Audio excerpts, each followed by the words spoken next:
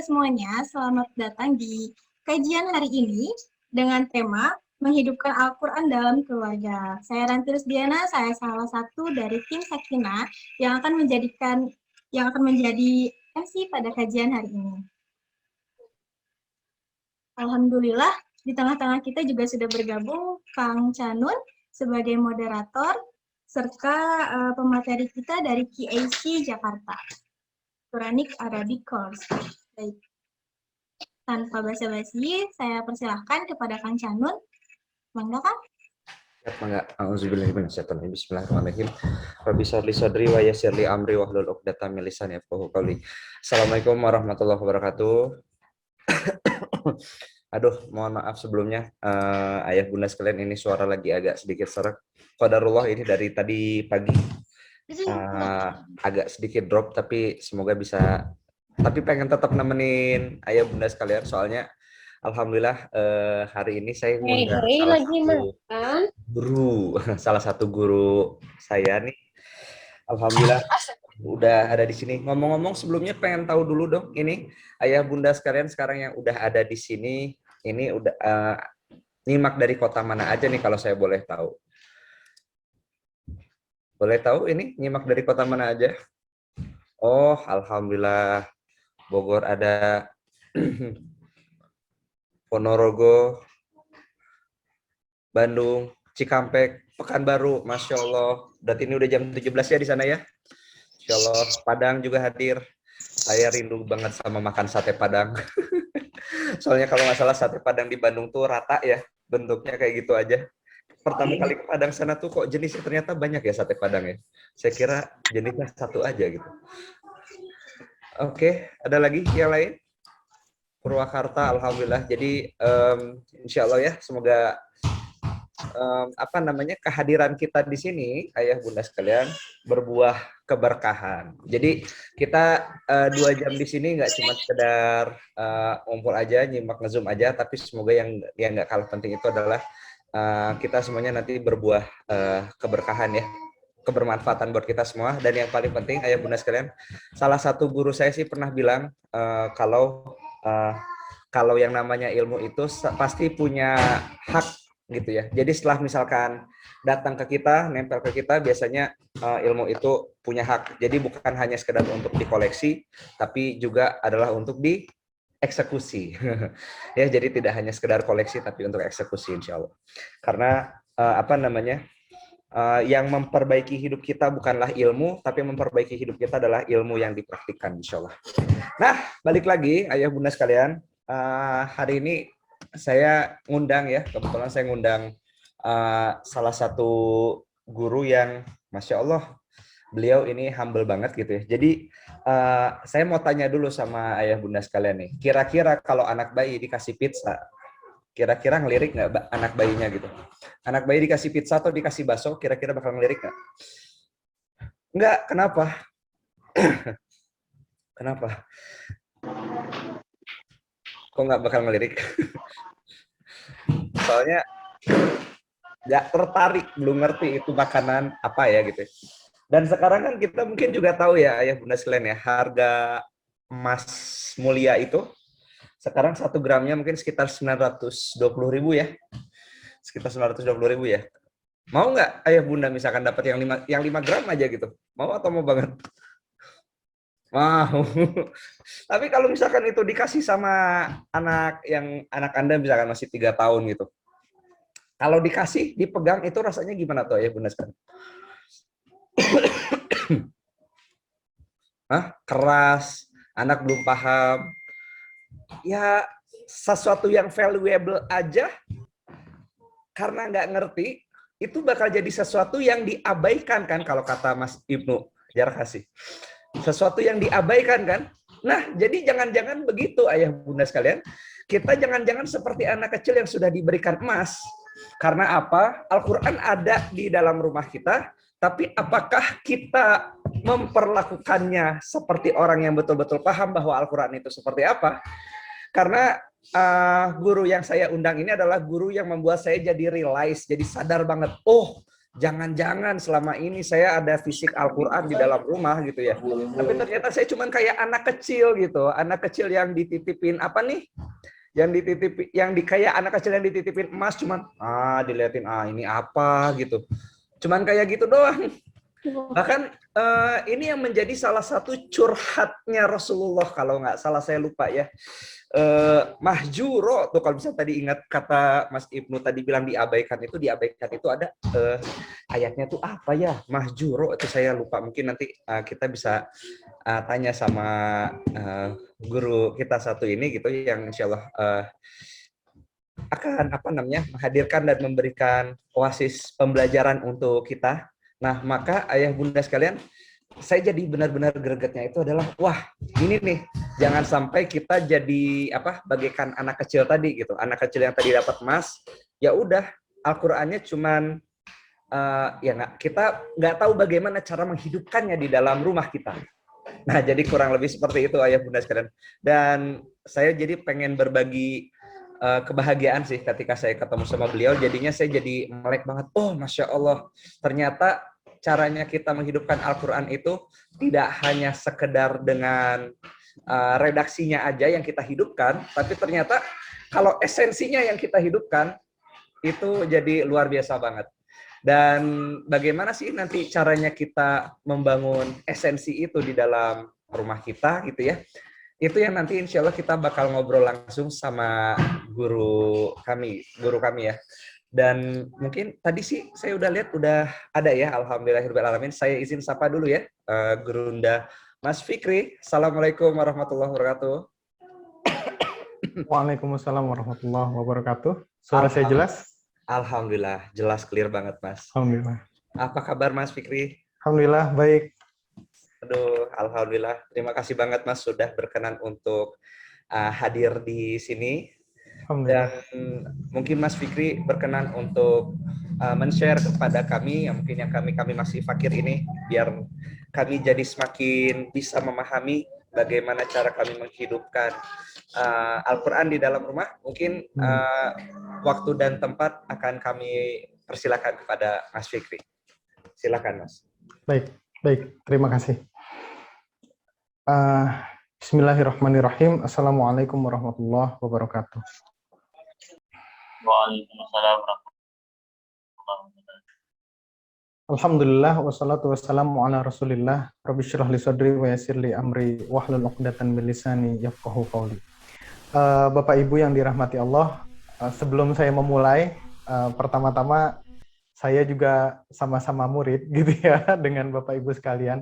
Kita semua murid di hadapan Allah Subhanahu wa taala. Kita semua murid di hadapan Rasulullah Shallallahu alaihi wasallam. Kita semua murid di hadapan Al-Qur'an Al-Karim.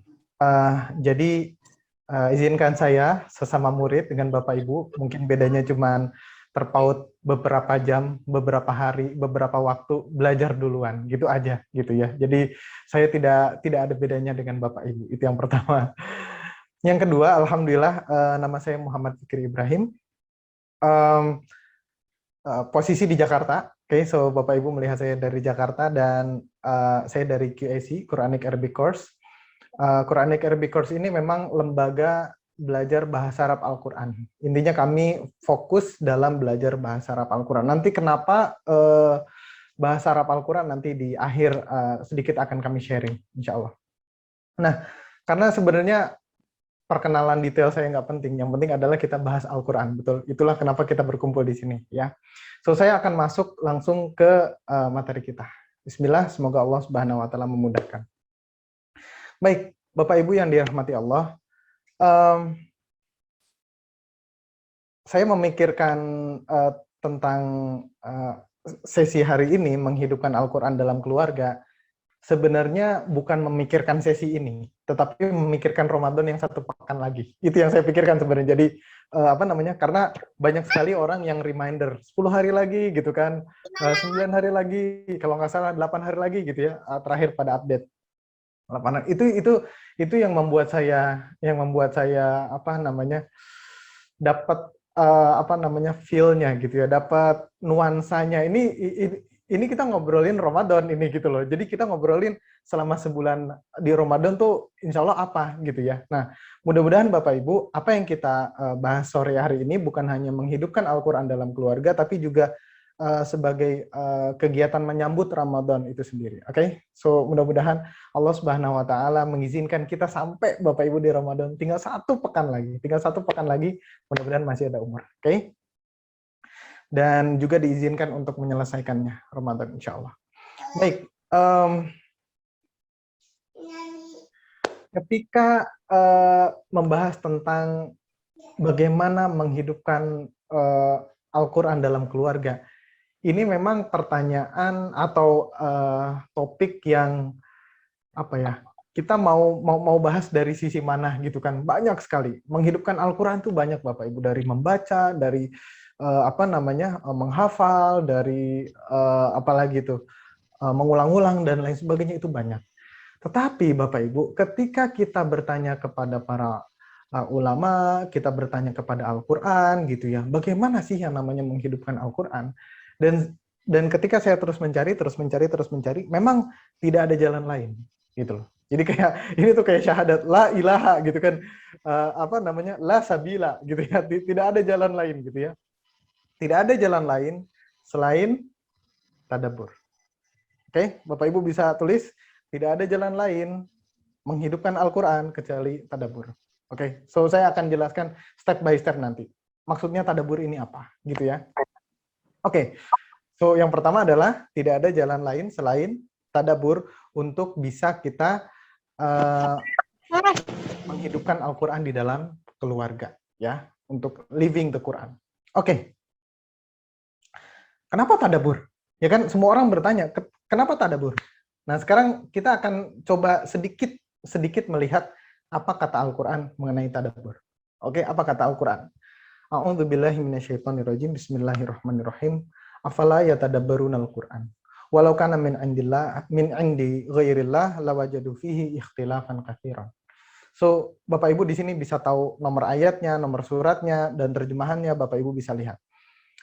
Yang ingin saya highlight Bapak Ibu adalah Allah Subhanahu wa taala bertanya kepada manusia yang ketika ayat ini diturunkan, maka tidakkah mereka menghayati Al-Qur'an?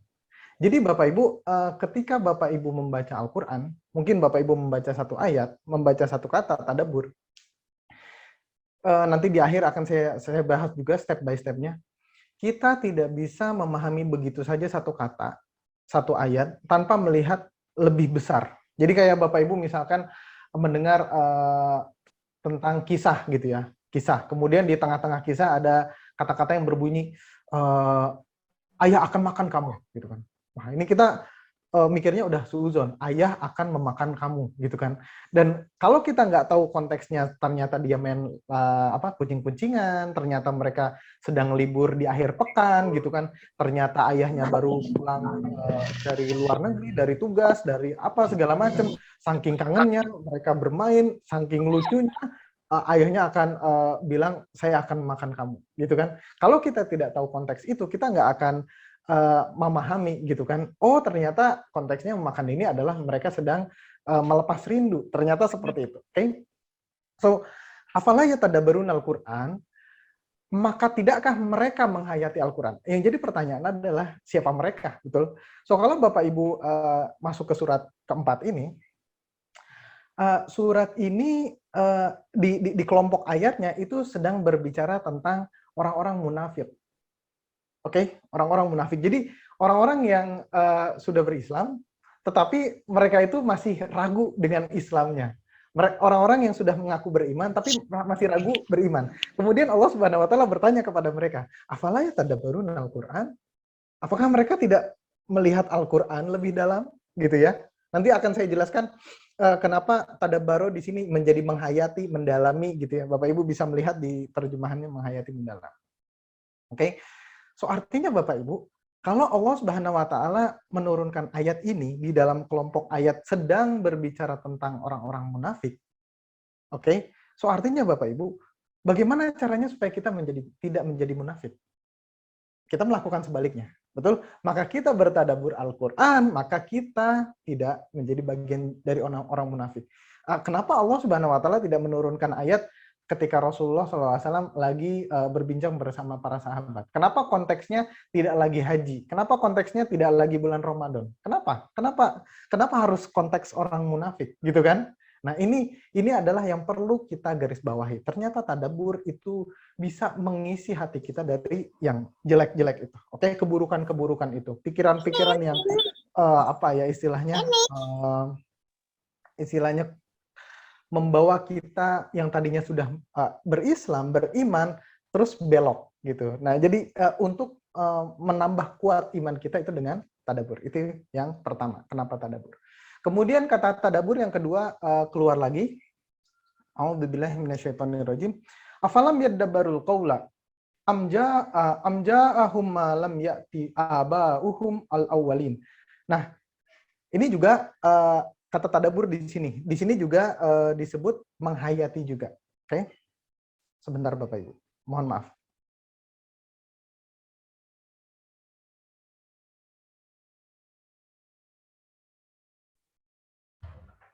Oke, mohon maaf ada sedikit iklan. Oke, so di sini Bapak Ibu melihat yadabbarul Quran, kemudian mereka menghayati al-qaul, firman Allah, atau adakah tentang telah datang kepada mereka apa yang tidak pernah datang kepada nenek moyang mereka terlebih dahulu gitu kan, terdahulu.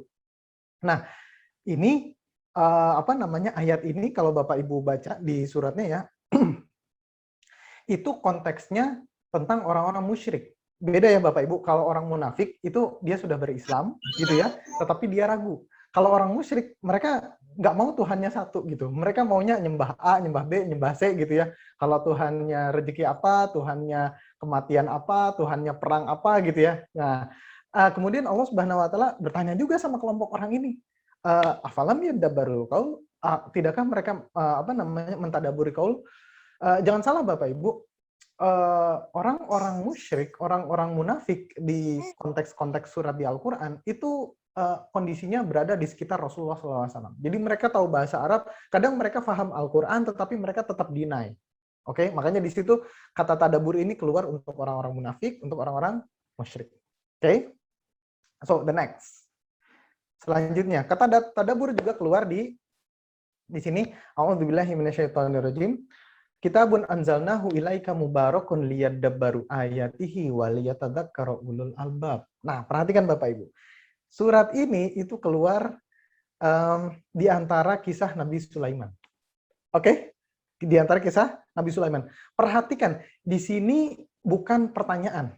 Oke, di dua surat sebelumnya yang tadi Bapak Ibu sudah baca, itu kan tentang pertanyaan. Apakah mereka tidak menghayati, apakah mereka tidak menghayati gitu kan? Nah, sekarang kalau di sini Kitabun anzalnahu ilaika mubarakun. Kalau Bapak Ibu pernah belajar bahasa Arab, jadi di sini saya highlight sedikit ya tentang bahasa Arabnya. Kata mubarak, kata mubarak itu adalah kata sifat untuk kata kitabun. Dia kata sifat. Saya nggak akan ngajarin bahasa Arab, cuman saya ingin meng-highlight dia adalah kata sifat. Mubarak artinya kitab yang diberkahi. Yang penuh dengan berkah. Kitabun mubarakun anzalnahu ilaika. Jadi kalau di rearrange kalimatnya sesuai dengan kaidah bahasa Indonesia gitu. Kitab yang terberkahi yang telah kami turunkan kepadamu wahai Rasulullah SAW. Perhatikan, Allah Subhanahu wa Ta'ala tidak bertanya di sini, tetapi menunjukkan tujuannya kenapa buku yang terberkah ini diturunkan. Apa tujuannya? Liyadabbaru ayatihi. Jadi kalau Bapak Ibu lihat ya, Al-Quran turun kepada orang-orang munafik. Allah nanya gitu, afalam yatadabbarun Al-Quran, gitu ya. Kemudian turun kepada tadi orang-orang musyrik, afalam yatadabbaru Quran, gitu kan. Sekarang Allah Subhanahu wa Ta'ala berbicara kepada Rasulullah SAW, apa? Liyadabbaru ayatihi. Perhatikan Bapak Ibu, agar mereka menghayati. So Allah Subhanahu wa Ta'ala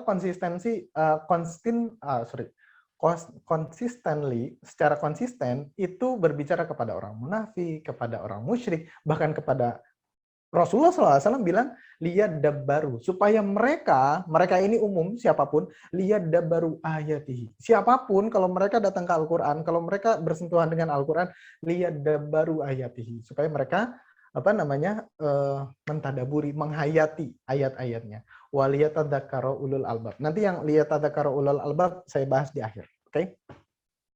Nah, oke ya, jadi Bapak Ibu, tujuan Al-Qur'an mau orang munafik, mau orang musyrik, apa yang ditanya? Tadabbur.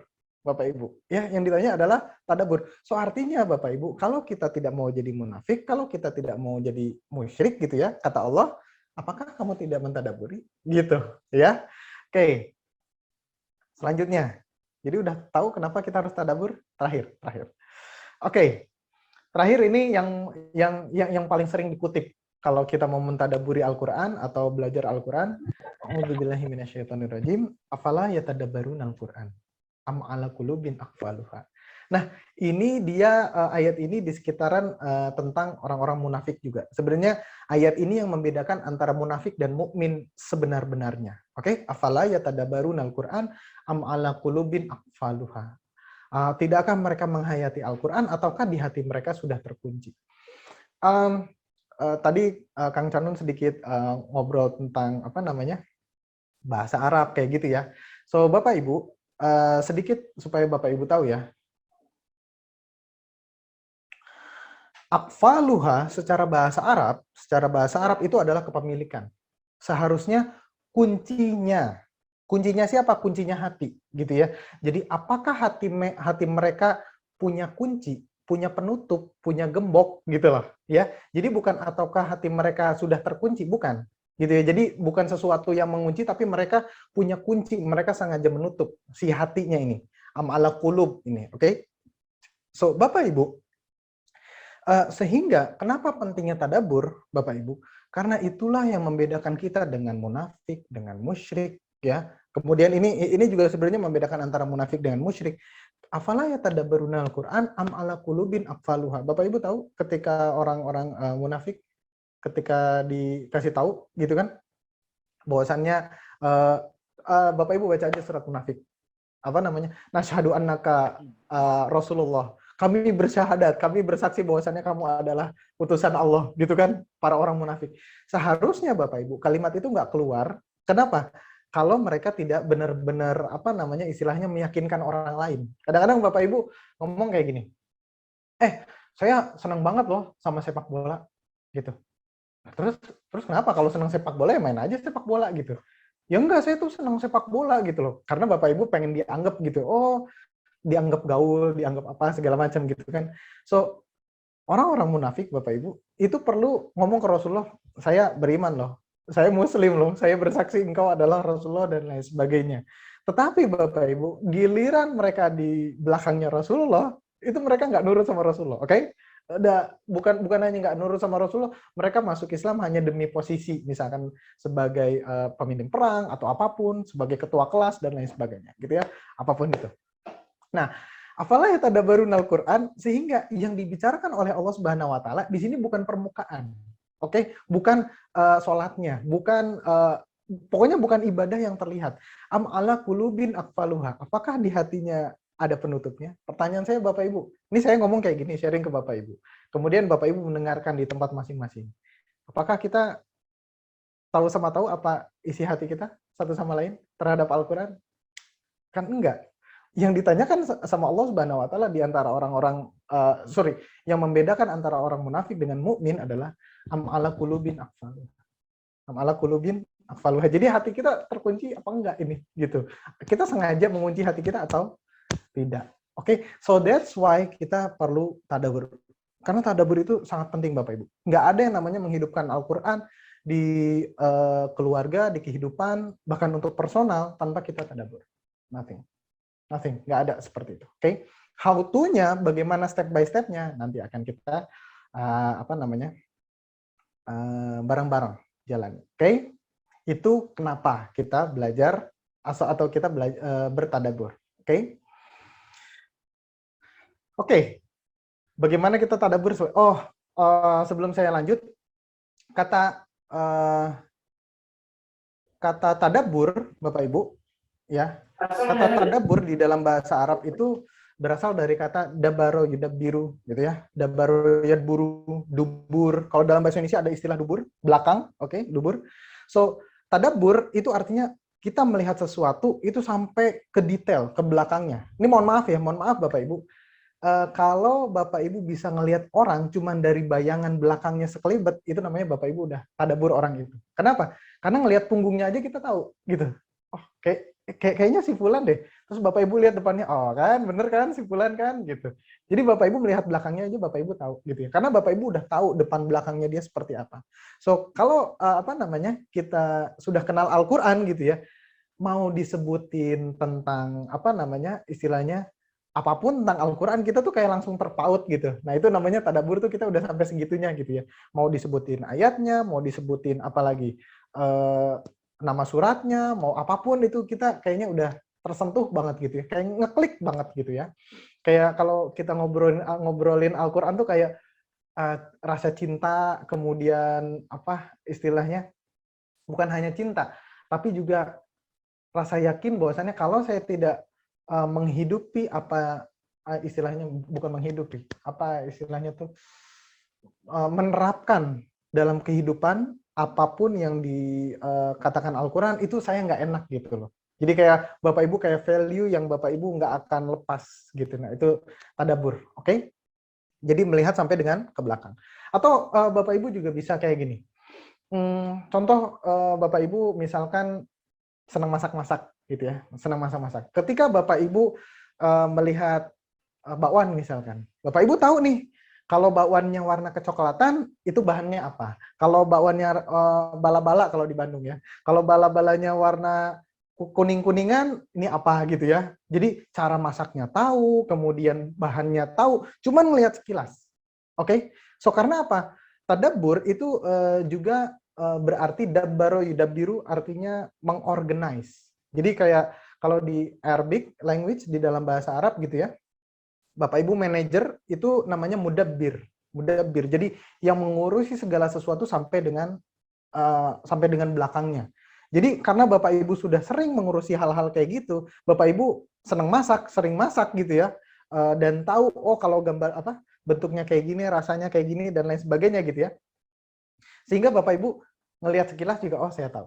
Oke, nah jadi ketika Bapak Ibu mentadabburi Al-Quran itu mau ayat apa aja yang dibaca segala macam kita tuh langsung kayak connect gitu. Padahal kita nggak tahu ayat berapa, surat berapa, kita bukan hafiz apa segala macam. Cuman saya connect aja, nyaman aja dengernya gitu, nyaman gitu kayaknya saya udah sering denger ayatnya. Padahal saya nggak hafal juga. Padahal saya mungkin belum pernah baca terjemahan juga. Cuman saya tuh connect aja gitu. Nah, itu tadabbur gitu. Karena kita saking seringnya melewati itu berkali-kali, depan sampai belakang. Oke? Jadi kita kayak melihat sedalam-dalamnya Al-Quran. Oke ya, itu untuk tadabbur itu sendiri yang saya pahami, yang saya ketahui.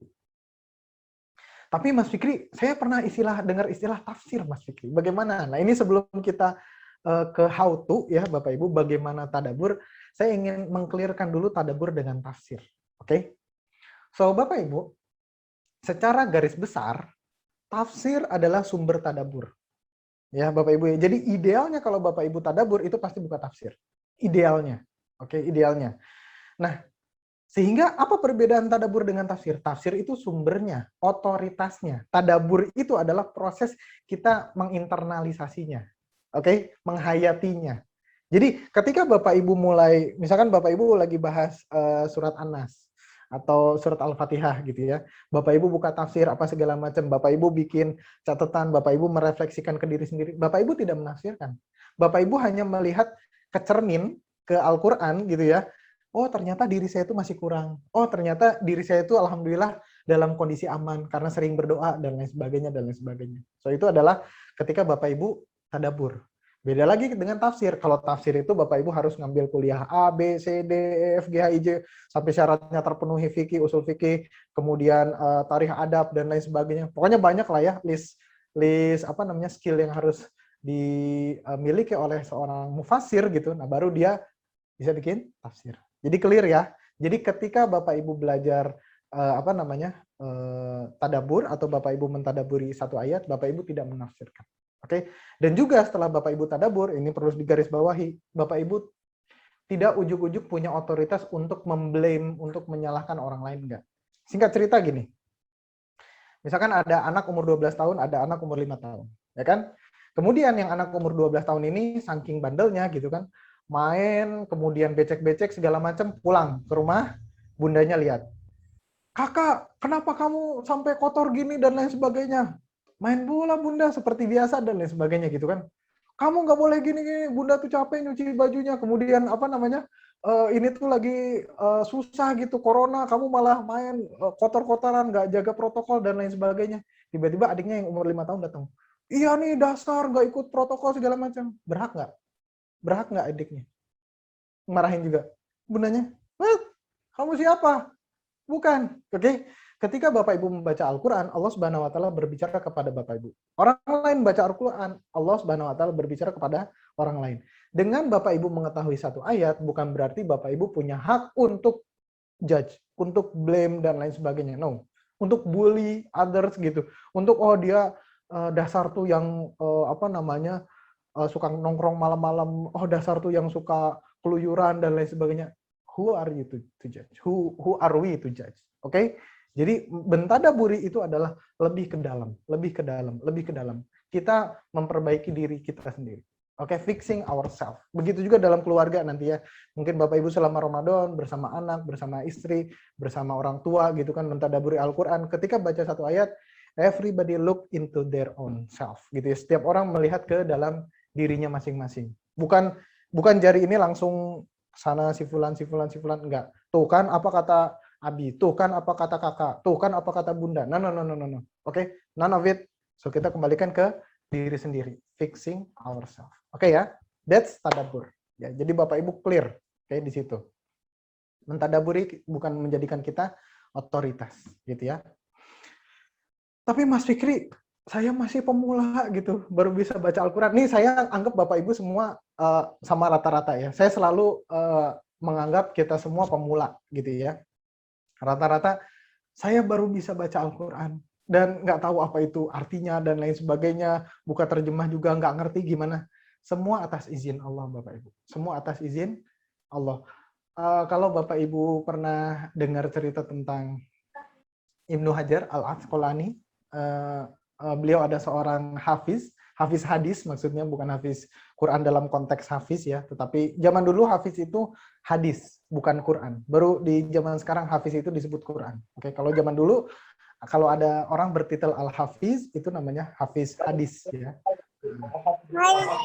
Kenapa dia disebut apa namanya atau dipanggil dengan nama Ibnu Hajar? Konon ceritanya Bapak Ibu, orang ini dia adalah seorang yang rajin, tapi ketika menghafalkan hadis itu nggak hafal-hafal. Kemudian satu waktu lagi dia belajar, dia melihat ada batu yang ditetesi air. Tetesnya pelan banget, tetes 1 detik, tetes 1 detik, tetes 1 detik. Tapi Bapak Ibu, batu itu sampai cekung Bapak Ibu. Batunya sampai apa namanya? Apa ya istilahnya? Ya itulah ya, bentuknya jadi cembung atau apapun itu ya. Cekung lah gitu. Nah, dia mikir, batu aja Bapak Ibu, sekeras-kerasnya batu, kalau ditetesin air itu kan kalau kena batu, ya batunya nggak hancur Bapak Ibu, ya kan? Tapi karena berkali-kali, itu si batunya sampai cekung gitu Bapak Ibu. So, akhirnya dia mikir, oke, saya akan lakukan terus, Allahu a'lam bishawab, Allahu Akbar, semua atas izin Allah. Yang penting saya berusaha. Dan Bapak Ibu tahu, buku itu hampir di semua pesantren, buku itu adalah menjadi buku pegangan buku fikih. Waktu itu dia bilang dia nggak bisa hafal hadis. Zaman sekarang itu jadi pegangan kitab fikih. Namanya Bulughul Maram. Kalau Bapak Ibu pernah baca Bulughul Maram, so itu adalah dari Al-Hafiz Ibnu Katsir. Ibnu Hajar. Oke, Al-Asqalani. Nah itu jadi semuanya atas izin Allah. Berusahalah dulu. Oke, tadabbur. Kemudian selanjutnya. A'udzubillahi minasyaitonirrajim. Bismillahirrahmanirrahim. Walaqad yassarnal Qur'ana lidzikri fahal min muddakir. Banyak sekali orang yang komplain tentang Al-Quran itu sulit. Al-Quran itu apa namanya ada harokatnya. Al-Quran bacanya dari kanan. Kemudian apalagi ngajinya nggak punya waktu dan lain sebagainya. Bapak Ibu, setiap komplain Itu ketika ditanya, emang ngapain baca Al-Quran? Ya kan udah disuruh, ya kan ini emang wajib dan lain sebagainya. Niatnya itu tidak sejalan dengan apa yang Allah Subhanahu wa taala sampaikan di sini. Perhatikan Bapak Ibu. Walaqad yassarnal Qur'ana lidzikri. Dan sungguh kami telah memudahkan Al-Qur'an untuk peringatan. Jadi peringatan di sini bukan peringatan hari besar gitu, bukan.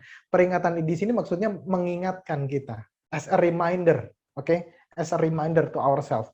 Jadi Bapak Ibu, kalau tujuan kita mengingat Allah, kalau tujuan kita apa ya, ingin amal ibadah kita diterima gitu ya, maka nggak ada kata sulit. Nggak ada kata sulit. Kenapa? Karena Rasulullah SAW berkata, "Walladzi yaqra'ul Qur'an wa yuta'tihi fihi wa huwa 'alaihi syaqun lahu ajrun." Kata Rasulullah dalam satu hadis, barang siapa yang membaca Al-Qur'an, kemudian terbata-bata, kemudian dia merasa kesulitan, lahu ajrun, baginya 2 kali lipat ganjaran. Cuman di dalam Islam, Bapak Ibu bisa menemukan ketika Bapak Ibu gagal dan terus berusaha, dan terus berusaha, dan terus berusaha, dan terus berusaha, itu ganjarannya 2 kali lipat. Jadi misalkan nih Bapak Ibu halakoh 10 orang. Ini ada 2 orang gitu ya. Yang lain udah naik ikro 3, yang lain ikro 4, ini masih ikro 2 halaman pertama. Nggak beres-beres. Baru mau lulus ikro 2 aja nggak beres-beres gitu kan. Dan ketika mereka lebih semangat daripada yang lain, oh jangan salah Bapak Ibu. Malaikat itu nulis, malaikat sebelah kanannya itu nulis lebih rajin daripada malaikat sebelah kirinya. Kenapa? Karena ini orang nggak putus asa. Lagi. So, jangan pernah iri sama orang yang sudah bisa lebih dahulu. Misalkan Bapak Ibu melihat saya, wah Mas Fikri, ngajarin bahasa Arab kayak gini, keren. Nggak keren Bapak Ibu. Yang lebih keren adalah yang datang, udah nggak ngerti, tetap datang lagi. Karena apa? Mungkin pahala saya cuma 1. Mungkin separuh karena ngantuk-ngantuk gitu. Tapi Bapak Ibu yang mencatat, yang perhatikan, kemudian mencatat lagi, datang lagi. Udah tahu dimarahin gara-gara kebalik antara izhar sama iqlab gitu kan. Besoknya datang lagi gitu kan. Oh ini kebalik-balik sama ikhfa gitu kan. Kebalik-balik lagi. Tapi terus datang setiap hari. Apapun itu. Oke, balik lagi. Udah kehujanan pakai ojek gitu kan, tetap balik lagi. Walaqad yassarnal Qur'ana lidzikri. Karena Allah Subhanahu wa taala memudahkan untuk diingat. Dan Bapak Ibu tahu, saya sering banget ketemu sama orang yang kayak gini. Orang-orang ini memang tidak diberi kemudahan mungkin dalam menghafal, dalam pemahaman bahasa Arab dan lain sebagainya. Tapi yang saya lihat Bapak Ibu, nggak hafal-hafal amat, keluarganya langgeng tuh. Gitu loh. Jadi saya jangan-jangan husnuzonnya gini Bapak Ibu. Jangan-jangan pahala baca Qur'annya itu lari ke keluarganya gitu loh, anaknya soleh gitu. Padahal Bapak Ibunya tuh nggak pinter-pinter amat tuh baca Quran gitu kan. Tapi kok anaknya soleh sih? Kok anaknya berprestasi? Saya juga bingung gitu kan. Kok orang tuanya nggak ngebimbelin sampai ke bimbel yang mahal apa segala macam. Kok bisa sih anaknya berprestasi gitu kan? Kok bisa sih gitu dan lain sebagainya. Mungkin ketika membaca Al-Qur'an mereka nggak mikir apapun itu susahnya apa segala macam, lillahi taala. Saya lidzikri. Oke? Lidzikri. Ada juga Bapak Ibu yang berpendapat bahwa ini masih ada hubungannya dengan tadi ayat yang pertama saya share tentang orang-orang munafik. Jadi manusia itu pengen menyelesaikan hidup mereka sendiri gitu ya. Pengen mencari solusi sendiri gitu ya. Allah Subhanahu wa taala berfirman, "Walaqad yassarnal Qur'an." Saya sudah menurunkan petunjuk hidup dalam bentuk Al-Qur'an dan itu petunjuknya sudah clear. Kalau kamu meninggal, kalau kamu ditinggal orang, maka hukum warisnya kayak gini. Kalau kamu melihat jual beli, maka ini yang harus dilakukan. Kalau simpan meminjam, ini yang harus dilakukan. Udah tahu tuh sama Allah dikasih tahu gitu kan, masih aja bikin cara yang lain. Akhirnya apa sengketa, akhirnya berantem, akhirnya apa segala macam.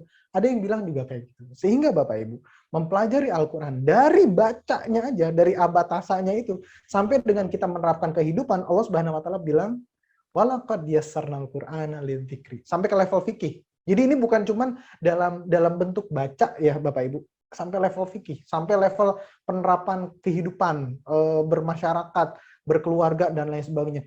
Menerapkan Al-Qur'an lebih mudah daripada kita trial dengan logika kita. Walaupun Bapak Ibu profesor, doktor dan lain sebagainya titelnya, tapi Bapak Ibu apa namanya, tidak, enggak, itu Al-Quran mah asatirul awalin, itu mah cerita jadul aja lah, itu zaman unta dan lain sebagainya. Percaya sama saya, itu akan menjadi sulit, itu akan menjadi kontroversi dan lain sebagainya. Lihat aja Bapak Ibu, banyak sekarang aturan-aturan yang aneh diterapkan di dunia ini, kontroversi tetap dijalanin. Yang ada apa? Semuanya sakit hati, semuanya tidak apa namanya, tidak ikhlas, tidak semangat menjalaninya dan lain sebagainya. Coba Bapak Ibu sholat, coba puasa, coba zakat. Orang terpaksa nggak terpaksa Bapak Ibu dapat manfaatnya, dapat manfaatnya. Sholat hidupnya jadi teratur pagi siang malam. Kalau yang sholat untuk hidupnya teratur gitu kan. Gara-gara sholat hatinya jadi tenang. Yang tadinya kerjaan deadline tiba-tiba kena air wudhu, enak, seger gitu. Yang tadinya apa namanya darah tinggi segala macam masuk bulan puasa normal semua gitu kan. Yang tadinya diabetes normal semua. Kenapa ini ya Allah saya nggak minum obat padahal selama bulan puasa kan disuruh puasa gitu kan. Jadi apapun yang ada di dalam Al-Quran itu memudahkan kita bukan hanya ke dalam hati tapi juga every aspect of our life. Itu juga bisa apa namanya diperdalam kata zikir di sini. Walaqad yassarnal Qur'ana lidzikri. Oke, jadi bukan hanya tadabbur Al-Quran mudah tapi memudahkan hidup kita. Oke, Al-Quran memang luas Bapak Ibu. Oke. Terus bagaimana ciri-ciri tadabbur? Ini kan ciri-ciri tadabburnya bagaimana ini? Jadi a'udzubillahi minasyaitonirrajim. Bismillahirrahmanirrahim. Wa idza sami'u ma unzila ilar rasuli taro a'yunuhum tafidu min dam' gitu kan, melihat matanya itu kayak apa namanya? Penuh dengan air bercucuran gitu. Mimma arafu minal haqqi, apa yang dari kebenaran yang mereka ketahui gitu ya.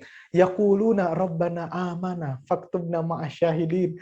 Mereka berkata, ya Tuhan kami telah beriman maka catatlah kami bersama orang-orang yang menjadi saksi. Ini hasil tadabbur saya pribadi ya Bapak Ibu. Saya tuh suka gini. Ya bandel lah gitu ya, bandel. Suka trial sama, enggak saya nggak mau ikut caranya Al-Quran gitu kan. Saya mau pakai cara saya sendiri dan lain sebagainya. Masa jahiliyah gitu ya. Kemudian singkat cerita Bapak Ibu, ketika saya sudah ngikutin cara jahiliyah A, B, C, D, E, F, G dan lain sebagainya, kemudian sampai akhirnya Bapak Ibu, saya putus asa karena saya tidak menemukan ketenangan hidup, apa namanya, tidak nyaman lah pokoknya hati saya dengan apa yang saya coba-coba itu dan saya gagal itu. Kemudian saya balik lagi ke masjid. Kemudian saya ikut lagi apa namanya kajian-kajian Al-Quran dan lain sebagainya tentang apa yang saya lakukan. Kemudian saya melihat lagi Al-Quran. Ya memang hidup tuh harusnya kayak gini ya. Kenapa saya dari dulu ke yang lain-lain gitu. Dan disitulah biasanya orang nangis. Ya Allah, dari dulu saya muter sana sini, mentok sana sini. Jalan buntu, diputerin, balik lagi ke sini. Ketika kita di depan Al-Quran tuh kayak, ya Allah, bodohnya saya gitu kan. Apa namanya? Istilahnya, kayak kalau kita tuh diulangi lagi kejadian-kejadian kita melakukan hal-hal bodoh tuh kayak kita tuh mau dari belakang jangan gitu kan, jangan ayo jangan gitu, tapi ya udah terjadi gitu kan, takdir sudah terjadi gitu. Tugas kita adalah selanjutnya adalah perhatikan kalimatnya Rabbana amanna. Ya Allah, saya sudah beriman. Beriman tentang apa? Tentang apapun, tentang Al-Qur'an, tentang perintah, tentang larangan dan lain sebagainya. Faktub nama asyahidin. Maka tulislah kami bersama orang-orang yang menjadi saksi. Saksi atas apa? Atas kebenaran Al-Qur'an, atas kenabian Rasulullah SAW, atas kebenaran keseluruhannya Islam itu sendiri. Gitu. Jadi itu Bapak Ibu tadabbur. Kadang-kadang nih Bapak Ibu ini mohon maaf sekali. Tanpa latar belakang bahasa Arab, kadang-kadang Bapak Ibu datang kajian gitu ya. Kadang-kadang ngedengerin Ustadz tuh enak banget. Tiba-tiba Ustadznya ngasih perumpamaan halus gitu ya. Tapi kok tiba-tiba, padahal kita nggak punya masalah dengan siapapun, apa segala macam. Kadang-kadang kita meneteskan air mata gitu ya. Itulah ketika Bapak Ibu tadabbur. Jadi hati Bapak Ibu tuh tadabbur gitu ya, tanpa Bapak Ibu suruh. Klek, nyambung aja gitu. Karena itu fitrah Bapak Ibu. Fitrah. Gitu ya. Jadi apa ya istilahnya, kalau istilahnya mah ya, kalau istilah saya istilah bodohnya saya itu adalah ya emang hidup tuh harus seperti itu, wayah yang ngono gitu, wayah nak itu gitu, emang seharusnya seperti itu, udahlah gitu, udahlah kita tuh udah cukup melakukan kebodohan, melakukan kesalahan, baliklah ke Al-Quran. Nah, itu adalah Bapak Ibu tadabur, Bapak Ibu dititik balik, nah itulah Bapak Ibu tadabur. Oke? Nah, seperti itu ciri-cirinya ya, salah satunya tadabur. Momennya orang beda-beda ya, Bapak Ibu. Ada yang di kajian, ada yang di sholat malam, ada yang baca Al-Quran, ada yang melihat kejadian temannya atau kehilangan seorang yang paling disayangi, ada yang COVID gitu kan. Banyak loh Bapak Ibu yang ketika masuk rumah sakit COVID itu langsung ngitung amal baik, amal buruk gitu kan. Nah, itu juga sesi-sesi tadabur mandiri itu kan, sendirian di bangsal gitu kan, dan lain sebagainya, itu juga ada yang kayak gitu. Jadi beda-beda setiap orang. Oke. Sebaliknya Bapak Ibu, sebaliknya apa ciri-ciri yang sebaliknya dari tadabur? Wa minhum ummiyuna la ya'lamunal kitaba illa amaniya wa inhum illa yazunnun. Jadi kalau orang yang tidak bertadabur, so artinya nanti kita bisa ambil tadabur itu apa dari ayat ini juga. Dan di antara mereka ada yang buta huruf, tidak memahami kitab Taurat. Ini surat Al-Baqarah ya Bapak Ibu. Jadi konteksnya adalah Yahudi ketika itu. Oke? Jadi banyak, ini sedikit bahasa Arab ya. Minhum ummiyun di situ jamak. Oke, plural di situ. Dan di antara mereka banyak yang buta huruf. Oke, jadi mereka nggak tahu apa-apa tentang kitabnya. La ya'lamunal kitaba illa amaniya wa inhum illa yadunnun. Jadi cuma mereka ngira-ngira, kayaknya halal deh. Lanjut aja. Ini yang kita lakuin bener apa enggak ya? Adalah ayatnya, nanti kita cari gampang lah, kita cocokin aja. Gitu Bapak Ibu. Wa minhum umminun la ya'lamunal kitaba illa amaniya wa inhum illa yazunnun. Dan ini yang ingin kita hindari. Apa? Kita nggak mau kita buta terhadap bukunya sendiri. Bapak Ibu tahu, bestseller buku di dunia yang paling the best seller itu adalah Al-Quran. Itu the best seller sepanjang masa. Oke, paling banyak di copy, paling banyak dipelajari, diulang-ulang, dibaca, apalagi Ramadan Bapak Ibu. Wah, penjualannya naik dan lain sebagainya. Pertanyaan saya, buku apa yang paling disalahpahami sedunia, sepanjang masa? Al-Quran. Al-Quran itu sendiri. Jadi ironis Bapak Ibu. Kita beli, tapi kita nggak. Pokoknya saya punya, udah. Habis itu Ramadan, hari pertama, hari kedua, sisanya di rak, dan lain sebagainya. Dan bahkan ada yang koleksi Bapak Ibu. Setiap penerbit ini memunculkan, saya beli. Mau tahfiz, mau tajwid, mau apa lagi. Mau berwarna, dan lain sebagainya, dia koleksi. Semuanya koleksi. Ya mending didonasiin, betul nggak? Banyak yang butuh gitu kan. Tapi itu, banyak ada orang yang koleksi seperti itu, ada gitu. Tapi itu yang justru dikhawatirkan oleh Allah Subhanahu wa taala. Jadi menurut pendapat saya Bapak Ibu, ketika Allah Subhanahu wa taala memberikan contoh umat terdahulu yang gagal, contohnya di sini Bani Israel, itu adalah kaca bagi kita. Bukan kita untuk menjudge Bani Israel, bukan. Oke, tetapi Allah Subhanahu wa taala ngingetin. Satu message kalau itu dibikin long lasting sampai dengan akhir zaman, artinya message itu penting. Tuh lihat kakak kelas kalian. Tuh lihat mereka jadinya kayak gitu. Kalau memperlakukan kitabnya secara ummiyun la ya'lamunal kitaba illa amaniyuhum illa yazunnun. Akhirnya apa? Mereka cuma ikut-ikutan aja gitu. Ada Rasulullah, mereka nggak ngakuin dan lain sebagainya. Oke. So artinya kita harus menjadi sebaliknya. Itu the next ciri-ciri dari tadabbur. Nah, kemudian ini sebenarnya ayat yang tadi ya. Kitabun anzalnahu ilaika mubarakun liyadabbaru ayatihi waliyatadzakkaru.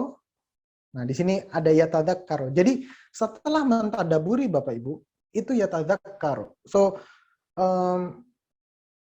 bagi Bapak Ibu yang belajar bahasa Arab, yadabbaru kemudian yatadzakkaru, di situ ada tasydid, ada penekanan. So artinya berulang-ulang. Oke. So kalau yang belum belajar bahasa Arab tidak semua tasydid berulang-ulang, oke. So tapi kalau yang sudah belajar bahasa Arab tahu apa yang saya maksud, ada tasydid di situ di dalam fi'il tersebut, artinya diulang-ulang. Oke, liyadabbaru, mereka menghayati berulang-ulang, liyatadzakkaru, dan mereka mengingat berulang-ulang. Oke. Tapi uniknya Bapak Ibu, di ayat ini Allah Subhanahu wa taala mendeskripsikan siapa yang mengulang-ulang. Jadi ulul albab ini dikeluarin sama Allah Subhanahu wa taala. Tapi di liyadabbaru itu enggak apa namanya? Enggak dikeluarin gitu ya. Waliyatadzakkaru dikeluarin. Karena liyadabbaruhum, kalau yatadzakkaru huwa. Oke, so yang belajar bahasa Arab itu clue-nya. So ulul albab di sini diterjemahkan orang yang berakal sehat atau mendapat pelajaran. Sebenarnya itu secara apa ya istilahnya? Secara sederhana, simpel memang artinya seperti itu. Tapi kalau artinya yang lebih mendalam, artinya adalah orang yang tidak diselimuti oleh ide-ide, orang yang tidak diselimuti oleh kepentingan. Jadi Bapak Ibu, ketika tadabur, ketika mengingat kembali Al-Quran, jangan pakai, aduh saya mau ini nih, mau punya kepentingan, misalkan besok mau lobby-lobby nih, kayaknya kalau pakai ayat ini, lobby-lobbynya jadi lebih enak. No. Jadi Bapak Ibu nggak boleh punya kepentingan apapun, so itu namanya bertadabur. Oke? Ketika kita punya subjektif sedikit, saya mau jualan Homer gitu kan. Tapi kan ada kan ayat Quran kan yang Homer itu nggak haram-haram amat sih, cuman nggak boleh ketika sholat doang kan. Ya gitu kan. Kayak gitu loh Bapak Ibu. Oke? So you get it? Ya. Apa namanya? Jadi ketika kita tidak punya kepentingan apapun terhadap Al-Quran, dan kita menerima apapun yang ada di tafsir dan lain sebagainya, sami'na wa ata'na, that's tadabur. Oke, that's the next ciri-ciri tadabur. Selain kita merasakan cocok dengan kehidupan kita, kita juga nggak punya kepentingan untuk diri sendiri. Oke? Next. Nah, ini lebih ke how to ya Bapak Ibu. Apa rambunya?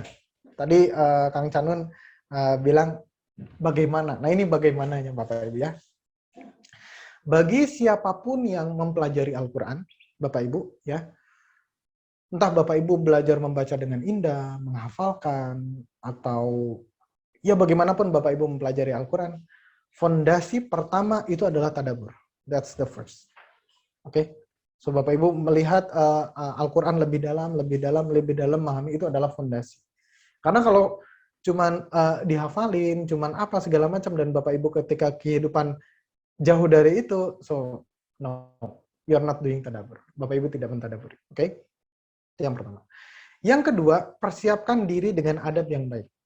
Bapak Ibu lebih tahu daripada saya, adab dan lain sebagainya. Dari bersuci, dari dan lain sebagainya. Proper tempat, proper waktu, dan lain sebagainya. Dan lain sebagainya. Kapan Bapak Ibu berbicara? Bagaimana adab itu Bapak Ibu membicarakan Al-Quran? Dan lain sebagainya. Oke, adabnya. Kemudian yang ketiga, sadari pentingnya tadabur. Ini penting sekali Bapak Ibu. Jadi sadari penting itu adalah penting. Gitu ya. Nah, jadi kalau kita cuman, ya saya tadabur, baca tafsir gitu. Tapi kita kayak aimless gitu, nggak ada tujuan. Ya, namanya juga menggugurkan kewajiban lah, gitu kan. Ya, setor muka lah, gitu. So itu namanya Bapak Ibu nggak mentadaburi. Oke, so ketika Bapak Ibu sadar dan memang Bapak Ibu, ya singkat cerita gini lah Bapak Ibu. Kalau Bapak Ibu sekarang kan zaman corona, ya. Kalau Bapak Ibu lagi, misalkan Bapak Ibu OTG, nauzubillah gitu kan, kita ada yang kena OTG gitu. Itu akan penting banget kita nyari semua artikel betul tentang corona, gimana caranya saya corona level berapa, jenis apa namanya penyembuhannya gimana, ya kan? Itu namanya Bapak Ibu lagi mendalami, mentadaburi, menghayati tentang corona. Sampai kita seperti itu, pentingnya kita tadabur Al-Quran, nah itu baru namanya Bapak Ibu tadabur. Kalau misalkan tadabur ya kewajiban kelompok, ya kewajiban apa namanya RT gitu kan, ya kewajiban pengajian. Nah.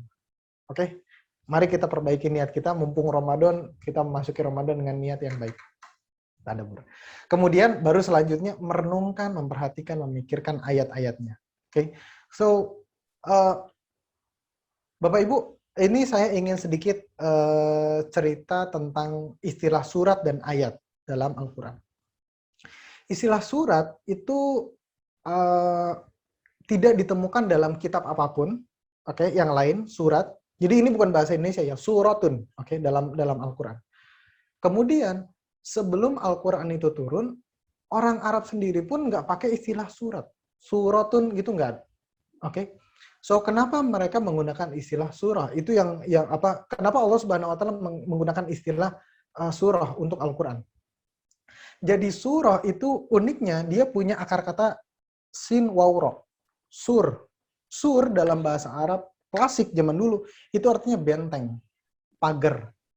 Jadi Bapak Ibu, kalau Bapak Ibu melihat Al-Quran, itu bayangkan ada 114 benteng, 114 kota. Gitu ya. Jadi ada yang kota yang besar, kota yang kecil, dan lain sebagainya. Oke, jadi itu benteng. Yang di dalamnya tuh banyak hal ceritanya gitu ya. Kayak Bapak Ibu misalkan antara Bandung, Bogor, Jakarta, apalagi Semarang, Surabaya, tadi apa lagi? Ada Padang, Palembang, dan lain sebagainya, nama-nama kota gitu ya. Setiap kota ada yang mirip, ada yang beda, dan lain sebagainya. Oke?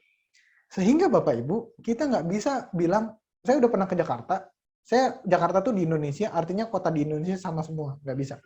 Oke, saya pernah ke Mekah, artinya semua tempat di apa namanya di Saudi Arabia itu sama aja semuanya. No, kita nggak bisa. Oke, kita harus lihat ayat per ayat. Nah, uniknya Bapak Ibu, kata ayat itu dari kata ayya ya ta'ayya. Oke, atau Bapak Ibu yang belajar bahasa Arab, ayyu itu artinya yang mana? Ayyul hizbaini atau ayyukum ahsanu amalan. Ayyu, yang mana?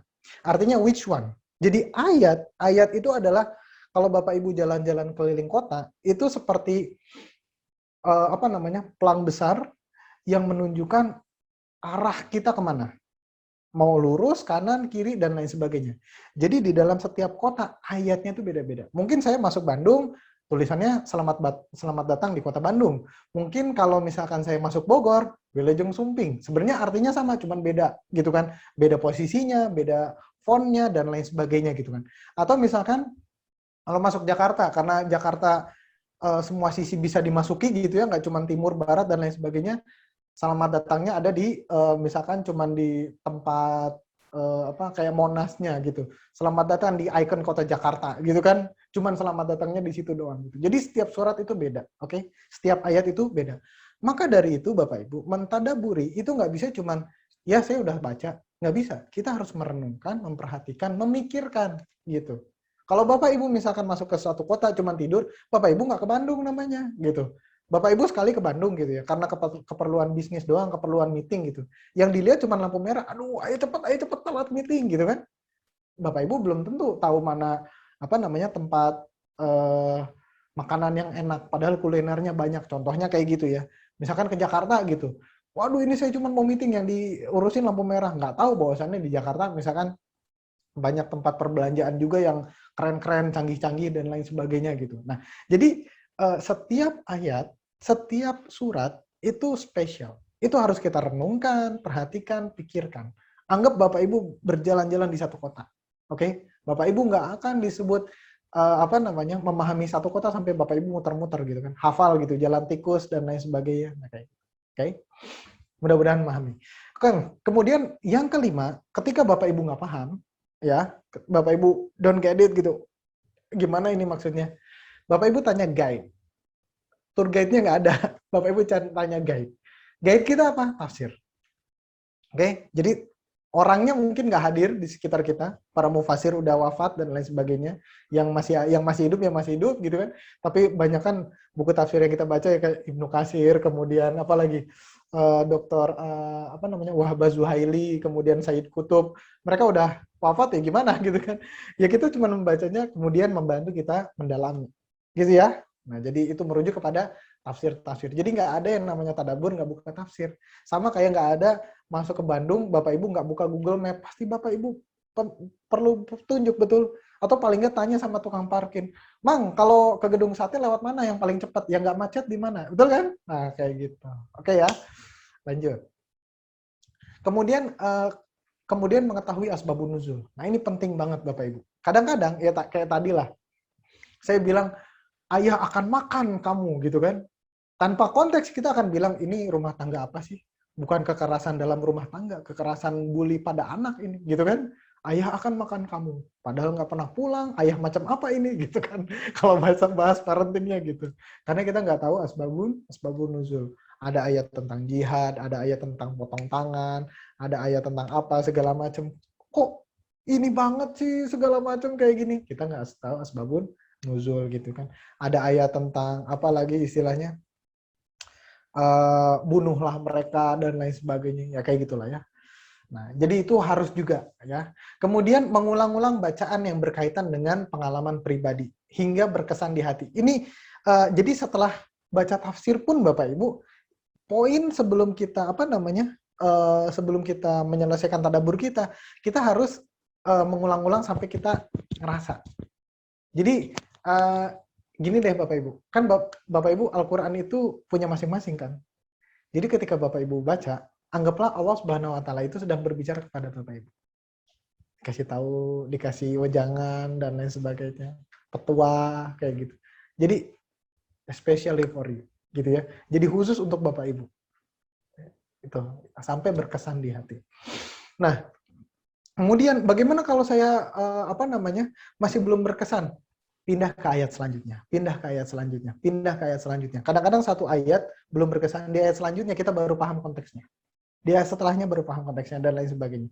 Kadang-kadang satu ayat itu kayak Bapak Ibu contoh misalkan ada fawailul lil musallin gitu kan. Celakalah orang-orang yang sholat gitu. Halah, gimana ini gitu kan? Padahal saya sholat terus gitu, tapi kenapa celaka gitu? Nah, belum dilanjutin kayak gitu ya.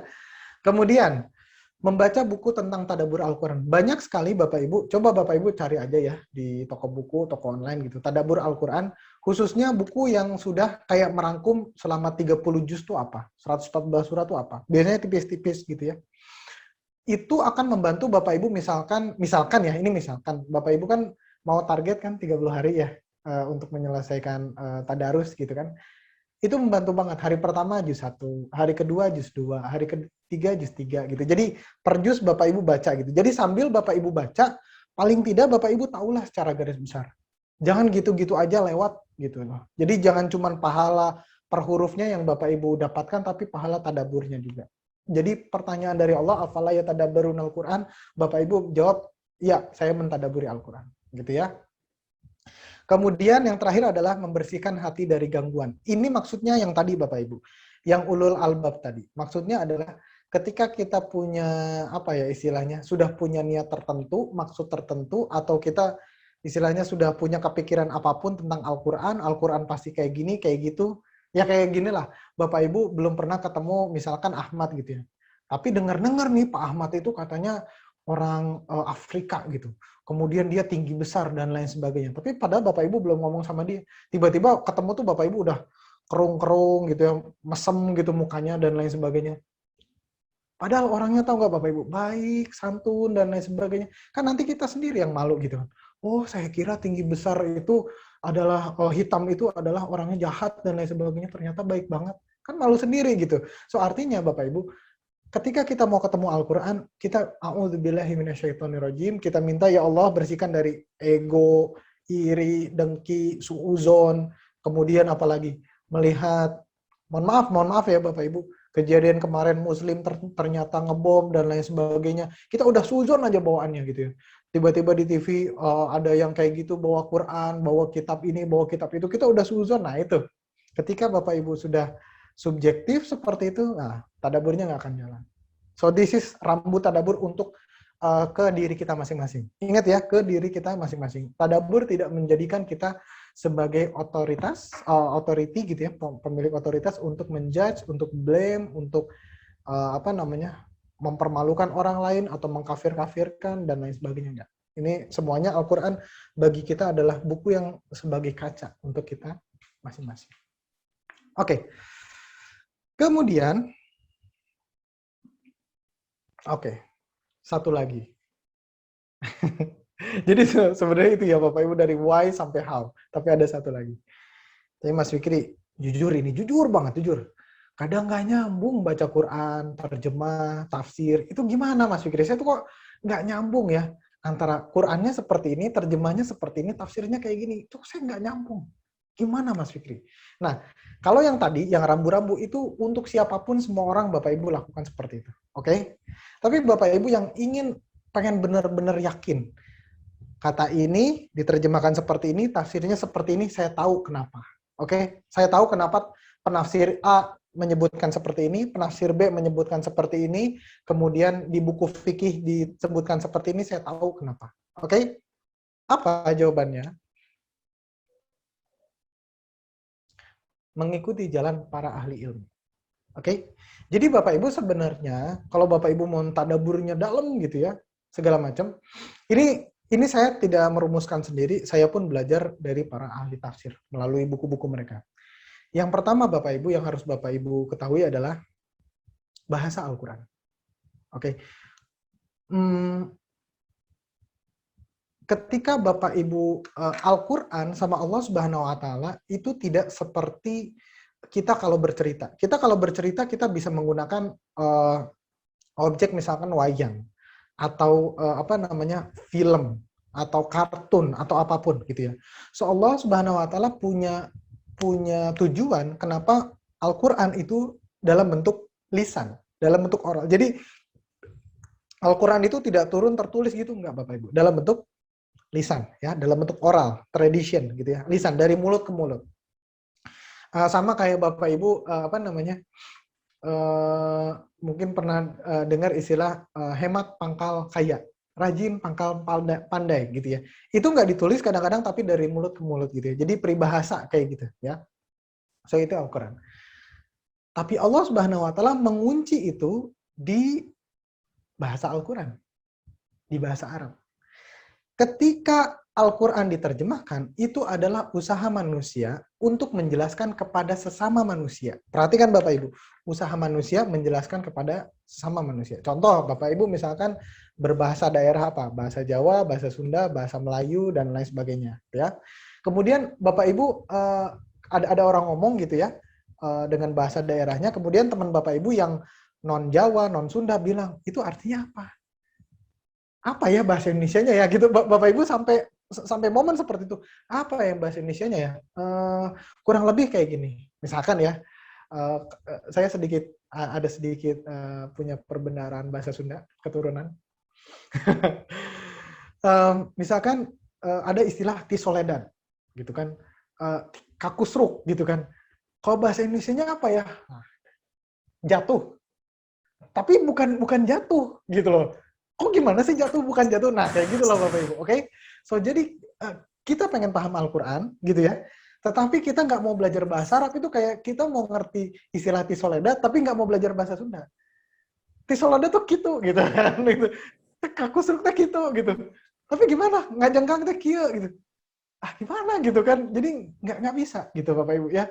Jadi ketika kita masuk ke apa namanya, ke dunianya bahasa Sunda, kita sedikit demi sedikit tahu ungkapan-ungkapannya, kemudian frasa-frasanya.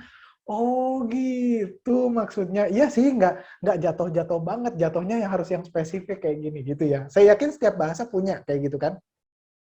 Juga kalau misalkan Bapak Ibu berbicara dalam bentuk ini, apa namanya, konteks misalkan. Misalkan makan itu ada tuang, ya kan? Ada mam, ada kalau dalam ini lagi tuh ada lagi madang gitu kan, ada juga kan. Tapi Bapak Ibu tahu levelnya. Kalau yang orang sudah tahu. Kalau dalam bahasa Jawa ada badok gitu, badok. Ada lagi apa lagi? Maem, madang, yang kayak gitu gitulah ya. Jadi apa namanya? Itu ada tingkatannya gitu. Nah, sama juga gitu. Sehingga ketika Bapak Ibu kadang-kadang kok di ayat ini terjemahannya petunjuk, di ayat lain petunjuk, tapi kok kosakatanya beda? Kenapa berbeda? Gitu. Apa bedanya kosakata itu dengan kosakata ini dan lain sebagainya? Jawabannya adalah bahasa Al-Qur'an. Mas Fikri, kenapa bukan bahasa Arab, Mas Fikri? Jadi Bapak Ibu, ini sedikit ya, sedikit. Saya nggak ngajarin bahasa Arab, cuman untuk apa namanya, overview aja. Bahasa Arab secara garis besar itu dibagi menjadi dua. Ada yang modern, ada yang klasik. Gitu ya. Jadi kalau Bapak Ibu nonton TV Al Jazeera atau koran Al Jazeera atau Bapak Ibu haji atau umroh gitu ya, banyak tulisan, itu namanya bahasa Arab modern. Istilahnya kayak gitu ya, modern standard Arabic. Gitu ya. Ketika Bapak Ibu belajar bahasa modern itu kemudian baca Al-Quran, kemudian baca hadis gitu ya, yang masih utuh kan, Al-Quran sama hadis kan dijaga oleh para hafiz ya kan, para penghafal, itu nggak nyambung. Kenapa? Karena beda gitu loh. 1400 tahun yang lalu dengan sekarang itu beda. Makanya disebut bahasa Al-Quran gitu. Jadi asalnya bahasa Arab ya maksudnya bahasa sekitar Al-Quran, umurnya 1400 tahun. Oke? So, bahasa itu menjadi bahasa internasional karena banyak muslim yang menggunakan. Contoh di dalam bahasa Indonesia banyak istilah ya, kayak makam itu dari bahasa Arab, kubur dari bahasa Arab, hayat dari bahasa Arab, apalagi nabati dari bahasa Arab gitu ya, dalam bahasa Indonesia gitu. 10% bahasa Indonesia serapan dari bahasa Arab. Oke? Tetapi tidak berarti kalau Bapak Ibu belajar bahasa Arab yang modern ini, Bapak Ibu tahu bahasa Al-Qur'an gitu. Ya. Bahasa Al-Qur'an itu bahasa Arab klasik yang umurnya 1400 tahun dan masih digunakan di Al-Qur'an dan hadis saja. Beberapa ulama masih pakai untuk menjaga istilah-istilahnya. Itu pun mereka nggak mungkin di kehidupan sehari-hari karena orang-orang modern udah nggak pakai, gitu ya. Tapi uniknya Bapak Ibu, kalau Bapak Ibu belajar bahasa Arab klasik, ya sampai sekarang masih dipakai. Coba Bapak Ibu belajar Inggris klasik, belajar baca Shakespearean, English Shakespearean, masih kepake sampai sekarang, nggak kepake. Untuk belajar sesuatu nggak kepake. Tapi kalau Bapak Ibu belajar bahasa Arab klasik, Al-Quran, gate-nya di situ. Gate-nya di situ. Oke? Jadi ketika Bapak Ibu belajar bahasa Arab Al-Quran, Bapak Ibu menemukan sesuatu yang besar, Bapak Ibu belajar bahasa Arab, bahasa klasik yang lain, gitu ya, bahasa Inggris klasik, atau apapun gitu ya, Bapak Ibu nggak dapat apa-apa. Gitu ya. Secara hidayah gitu ya, maksudnya ini ya, secara Al-Quran gitu ya. Nah, baru dari situ Bapak Ibu, dari Bapak Ibu tahu hubungan antar kata, kemudian pendalaman makna, kemudian ya kalau yang pernah ikut KSI tahu lah ya, belajar bahasa Arab tahu. Baru Bapak Ibu baru bisa melihat, oh ternyata satu ayat ini dengan ayat yang lain intinya mirip, tapi penggunaan katanya berbeda. Kalau yang ini penekanannya kurang lebih menggunakan kata ini, kalau yang ini menggunakan kata ini. Yang ini menggunakan isim, yang ini menggunakan fiil gitu. Jadi Bapak Ibu bisa menghubungkan antar ayat, antar surat, jadi masuk akal gitu. Jadi apapun yang Bapak Ibu tiba-tiba, kita masuk ke step ketiga ya, Bapak Ibu baca tafsir, yang di dalam tafsir itu ada hadis, asbabun nuzul, tiba-tiba make a sense, tiba-tiba masuk akal. Kenapa? Karena Bapak Ibu tahu, ternyata semua hadis, asbabun nuzul yang dikutip para penafsir ini merujuk kepada satu kata yang digunakan Allah diksinya seperti ini. Gitu. Jadi itu kenapa kita mempelajari bahasa Arab dulu. Gitu. Jadi itu menjadi kayak kuncinya gitu. Jadi kunci klek gitu semuanya kan it does make sense. Gitu ya. Oke. So kalau nggak salah waktunya sampai jam 6 ya. Jadi sebelum terakhir ya, tadi kan saya bilang saya akan perkenalan. Tapi untuk memperkenalkan diri ini karena kami dari KSI saya akan minta bantu Mbak Yulia sebentar. Saya akan matikan kamera, tapi nanti saya tetap dipilih door prize. Yes. Bentar, Mbak Yulia. Oke.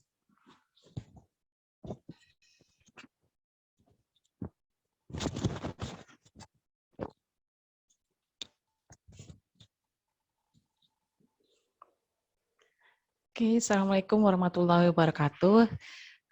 Saya bantu untuk sharing. Mungkin di sini ada yang berapa udah alumni udah tahu ya, tapi buat yang belum tahu apa sih gitu, karena Quranic Arabic Course itu apa gitu. Jadi KIC itu adalah singkatan dari Quranic Arabic Course. Jadi kursus bahasa Arab khusus Al-Quran gitu ya, yang ramah buat pemula gitu, metodenya fun. Jadi kalau mostly yang ikut KIC itu malah 90% itu belum pernah belajar bahasa Arab, jadi nggak akan khawatir gitu nanti ke depannya. Nah, apa sih bedanya ya? Jadi Quranic Arabic Course itu bilangnya adalah a mindfulness Quranic Arabic learning. Kenapa mindfulness? Mindfulness itu artinya adalah sadar utuh, atau kalau misalnya secara garis besar tuh kalau kita melakukan apa-apa bagaimana biar sadar utuh adalah melakukannya pelan-pelan gitu ya. Jadi kenapa disebut mindfulness? Kenapa? Karena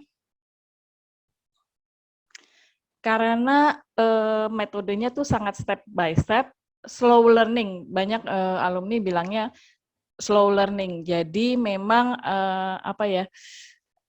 karena banyak yang pemula banget, makanya kurikulumnya ditujukan untuk pemula gitu. Dan tadi karena jadi langsung praktek tentang Al-Qur'annya sendiri gitu. Jadi nanti di setiap belajar bahasa Arabnya juga langsung praktek dalam Al-Qur'annya, dan dari yang kayak tadi Mas Fikri gitu ya, digali bahasa Arabnya dan bagaimana itu bisa mengencourage feeling-nya kita dalam belajar gitu. dan juga mengapresiasi dari Al-Quran itu sendiri. Mungkin biasanya kita secara cepat atau sekilas gitu, tapi ini kita memang benar-benar makin nanti kalau udah belajar di KSI itu makin lama makin pelan malahan. Dan kami berusaha memberikan tools-tools yang membuat teman-teman itu akan mandiri next step-nya. Dan fokus di dalam belajarnya. Kemudian masa pandemi ini kami belum berani offline, kita online semua, tapi jangan khawatir, itu interaktif walaupun memang mic sama kameranya off, tapi chatnya akan interaktif gitu. Jadi itu jadi teman-teman akan ngerasa benar kayak belajar tatap muka lah gitu. Next.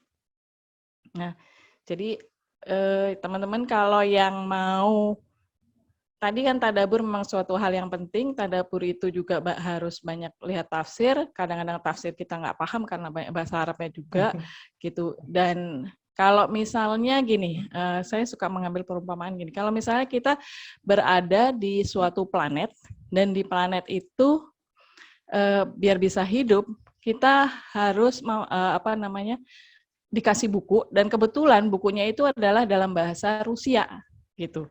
Biar bisa hidup harus lihat yang ada di buku itu panduannya kayak gimana. Mau nggak mau, walaupun kita nggak pernah punya kemampuan bahasa Rusia, biar hidup kita harus belajar bahasa Rusia itu juga gitu.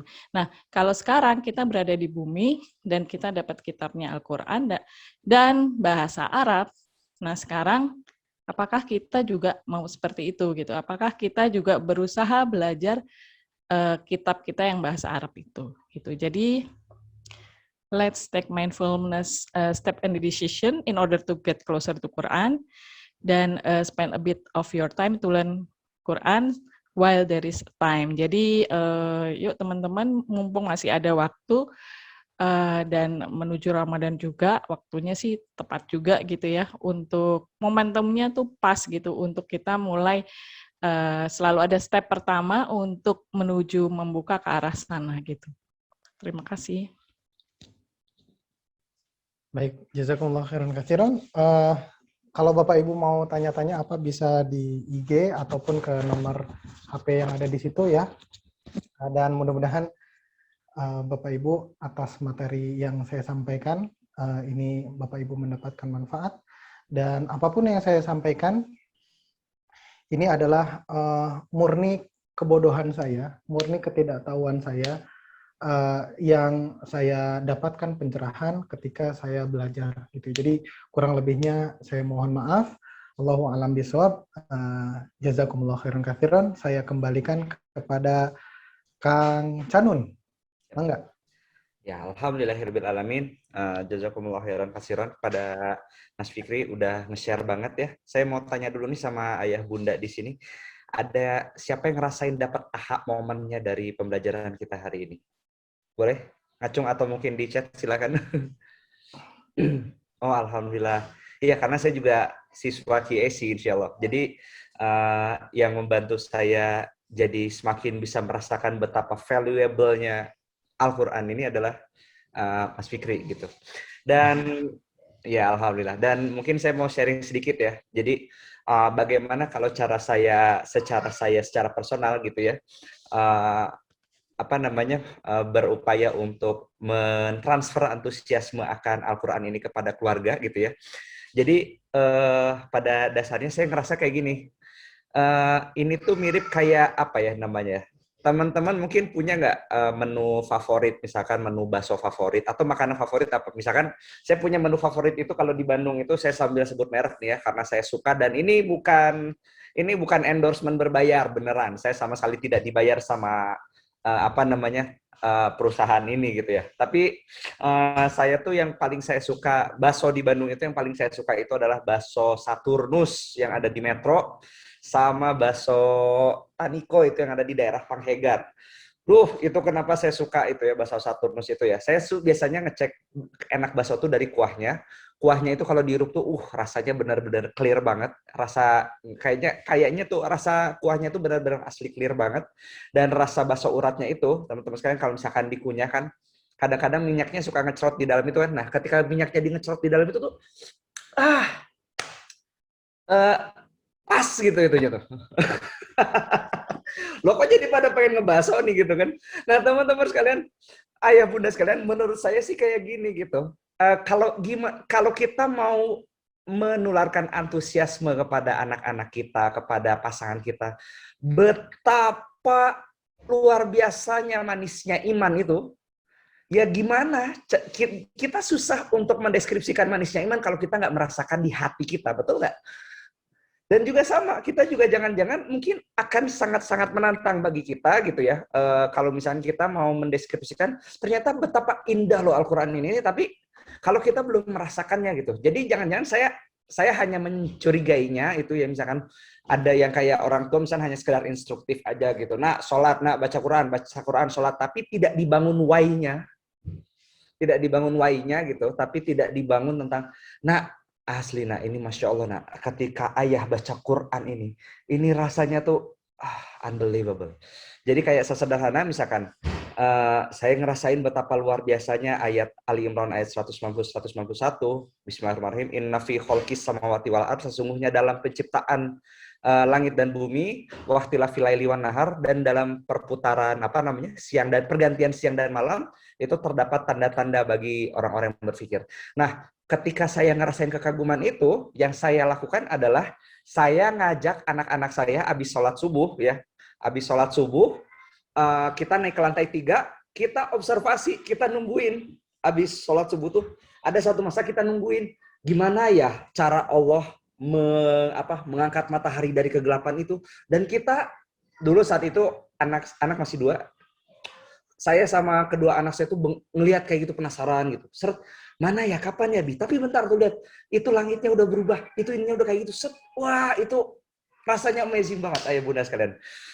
Dan waktu misalkan ketika kami lagi naik motor ke daerah gunung gitu kan, kami melihat gunung gitu kan kalau nggak salah ada ayat Al-Qari'ah ya kalau nggak salah, Al-Qari'ah, wa ma adraka mal Qari'ah, yauma yakunun nasu kal farasil mabsus, wa takunul jibalu kal ihnil manfus. Kak, kebayang nggak tuh? Itu gunung yang sedemikian gede gitu tuh. Wa takunul jibalu kal ihnil manfus, nanti tuh bakal pecah sepecah-pecahnya bagaikan bulu-bulu yang berterbangan. Des.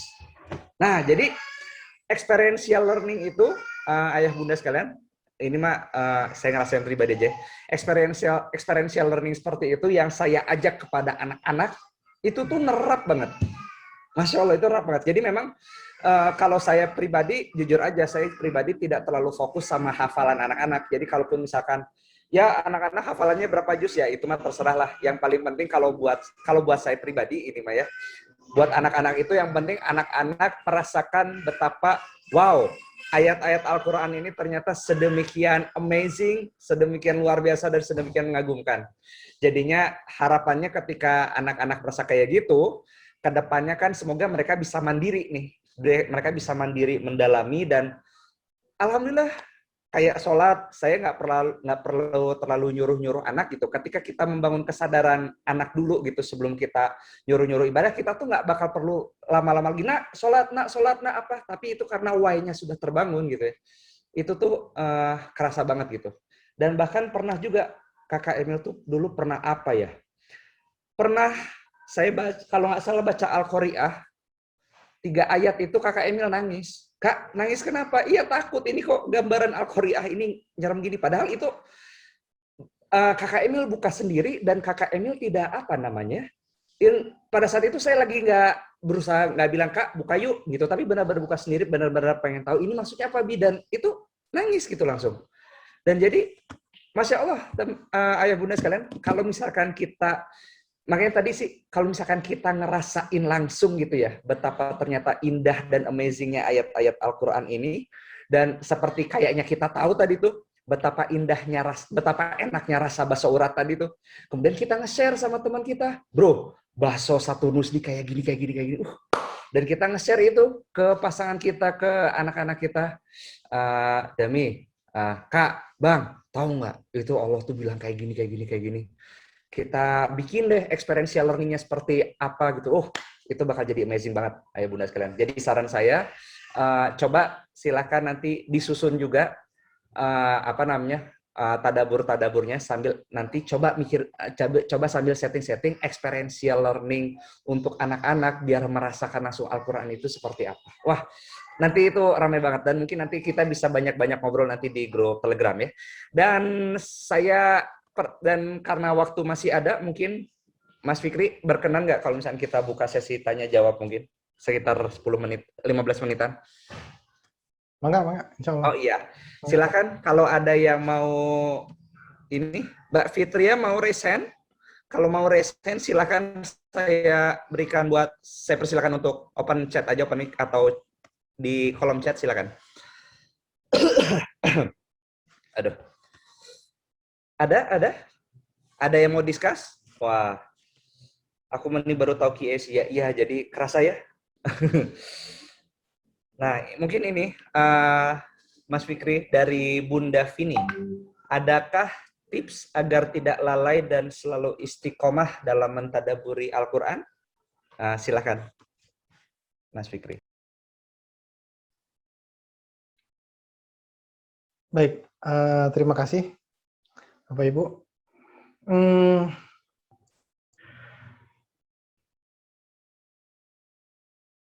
Bapak Ibu mungkin pernah mendengar penjelasan hadis yang bahwasannya sholat itu seperti halnya kita mandi gitu. Jadi sholat itu seperti halnya seseorang yang dalam 5 kali sehari dia mandi. Tapi bukan mandi secara sholat itu setiap sholat mandi, bukan. Tetapi dia membersihkan diri dari dosa. So ketika kita tahu bahwasanya, oh sholat itu kayak mandi ya, tapi untuk dosa saya gitu. Ketika kita tahu pentingnya sholat gitu, seperti itu membersihkan kita nggak akan mikir 2 kali, sholat aja gitu kan. Boro-boro lalai Bapak Ibu, nggak sempat lalai, kenapa? Saya senang mandi, seger gitu kan. Kalau habis keluar rumah takut ada virus, bawa ke ke keluarga, ke anak, istri, suami, dan lain sebagainya, saya pengen langsung mandi gitu kan. Nah seperti itu sholat. Bagaimana tips supaya selalu istiqomah tadabur? Yaitu Bapak Ibu, kita tahu pentingnya tadabur itu apa gitu. Kita merasakan benar-benar ada yang bilang Al-Quran ini surat cinta spesial bagi setiap insan gitu. Walaupun setiap insan nanti mendalaminya beda-beda. Contoh nih ya, Bapak Ibu, ini jujur. Setiap saya ketemu sama orang-orang yang minat dengan sains kayak Kang Canun, pasti ayat favoritnya itu Ali Imran yang 190 itu pasti. Untuk tipikal orang-orang yang seperti itu. Ada lagi Bapak Ibu, mohon maaf sekali ya, orang-orang yang kayak merasakan beragama itu ya lempeng-lempeng aja gitu. Tapi ketika mereka dengar surat Ar-Rahman yang begitu indah, mereka, oh ternyata Tuhan itu mau bilang nikmat-nikmatnya itu diawali dengan satu kata Ar-Rahman, sayang gitu kan. So setiap orang beda-beda. Nah itu Bapak Ibu, ketika kita tahu pentingnya, ketika kita tahu rasanya, so nggak akan pernah lalai. Insya Allah. Itu dari saya pribadi, ya Bapak Ibu, semoga membantu. Baik, mangga Kang Canun.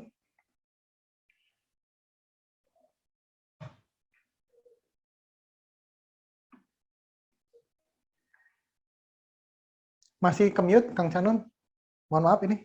Iya, mohon maaf, saya lupa. Iya, oke. Nah, ini mungkin ada pertanyaan selanjutnya dari SDIT BK Aminur Rahmi. Bagaimana menumbuhkan rasa suka dan cinta pada Al-Quran pada anak usia 4 tahun? Mungkin ini mirip juga sama pertanyaannya Mas Ibnu ya. Gimana caranya membuat anak merasa amazing juga untuk belajar dan berkeinginan untuk dekat dengan Al-Quran? Baik. Ini banyak yang ini nih. Bapak Ibu, ini dari sudut pandang saya ya. Mohon maaf sekali jika nanti ada yang kurang sepakat atau apa-apa. Menurut yang saya pelajari Bapak Ibu, anak di umur kecil ya, tunjukkan kita itu sebagai orang tua menjadi wakil Allah untuk menjelaskan kepada anak bagaimana Allah itu sayang kepada sang anak, gitu kan? Jadi bagaimana ketika dia nggak paham, kita bantu, gitu kan. Ketika dia butuh bantuan, kita bantu develop dia dan lain sebagainya. Dan apa namanya?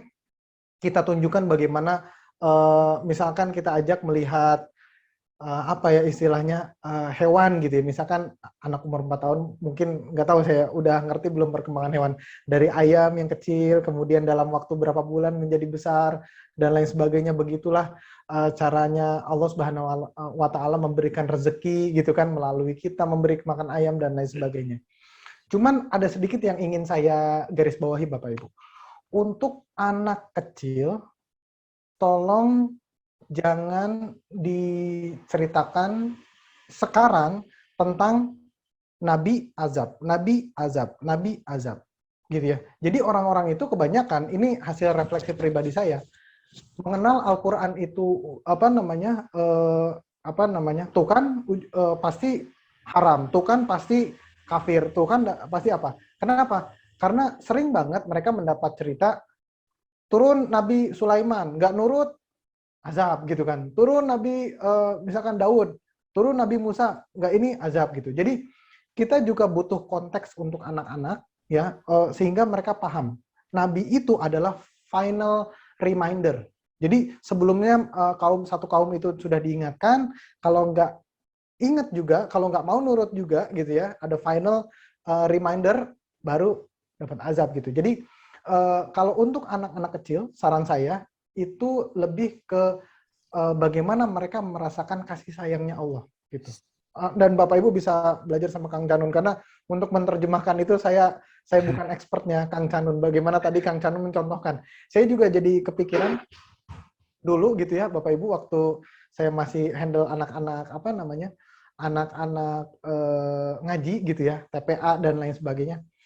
Ini kalau Bapak Ibu ada yang sesama guru ngaji dulu ya, mirip sama saya. Jadi gini, dulu itu saya pernah dapat komplain dari orang tua murid.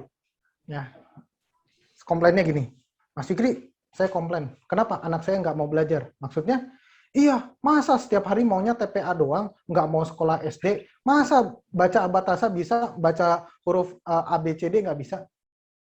Saya celinguk gitu kan, bukannya bagus ya bisa baca Quran, senang masuk TPA, dan lain sebagainya gitu. Ternyata Bapak Ibu, singkat cerita, si anak tersebut nggak di kelas saya, ternyata dia sama satu guru, si gurunya tuh penyayangnya luar biasa. Saking sayangnya Bapak Ibu, anak kita buka kelas habis asar, gitu kan, anak itu datang jam 2, jadi guru-guru lagi rapat nih, hari ini mau ngapain gitu kan, anak itu udah datang jam 2. Ibu, misalkan Ibu Wati gitu ya, Ibu Wati, ini kapan kita belajar lagi segala macam. Karena si ibu gurunya itu sayang banget, si anak itu tuh belajar Al-Quran kayak lancar gitu. Alif bata lancar, apa lancar, segala macam lancar. Karena apa? Sayang.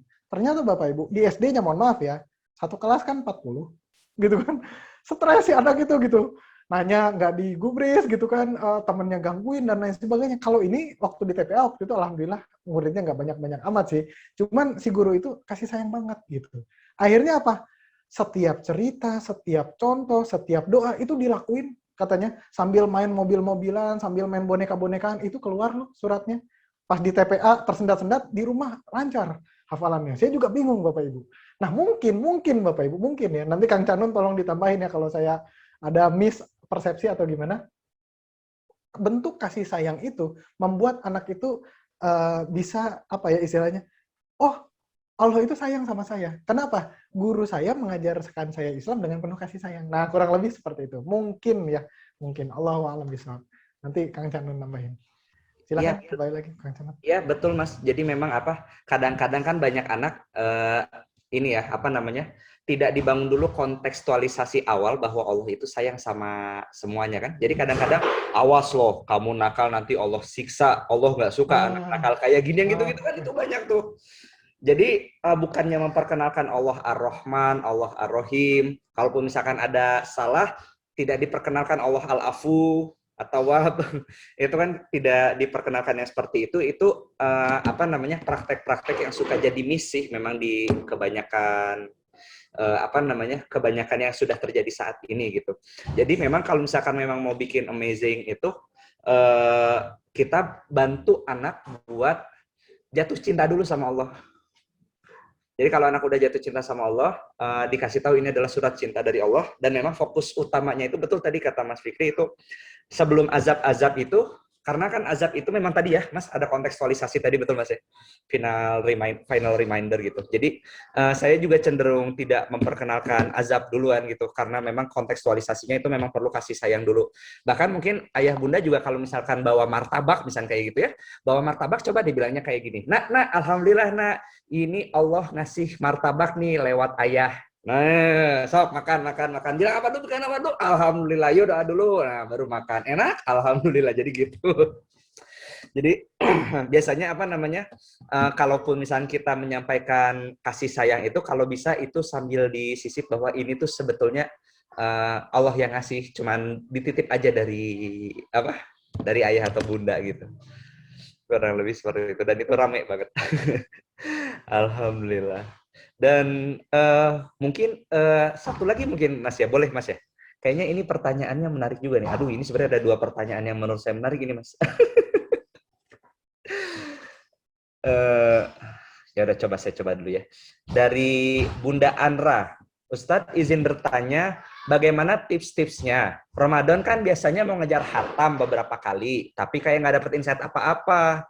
Gimana caranya biar tilawahnya banyak, tapi juga biar dapat nikmat tadaburnya? Terima kasih. Nah ini pertanyaan menarik nih Mas. Baik, jazakumullah khairan katsiran pertanyaannya. Jadi begini Bapak Ibu.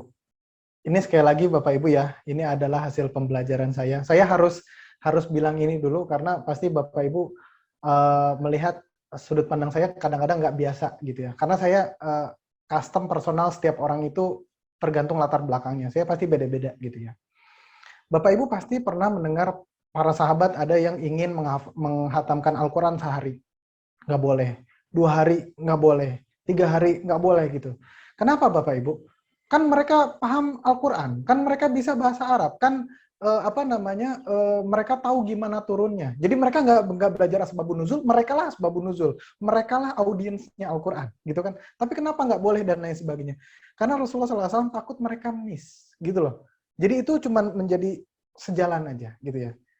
Nah, ya nggak dilarang banget, memang ada yang menyunahkannya 7 hari gitu ya, ataupun sebulan gitu. Makanya Bapak Ibu akan menemukan ada yang membagi Al-Quran menjadi 7 manzil, jadi 7 hari itu bisa, ada yang menjadi 30 juz. Jadi juz itu adalah usaha para sahabat membagi Al-Quran menjadi 30 hari.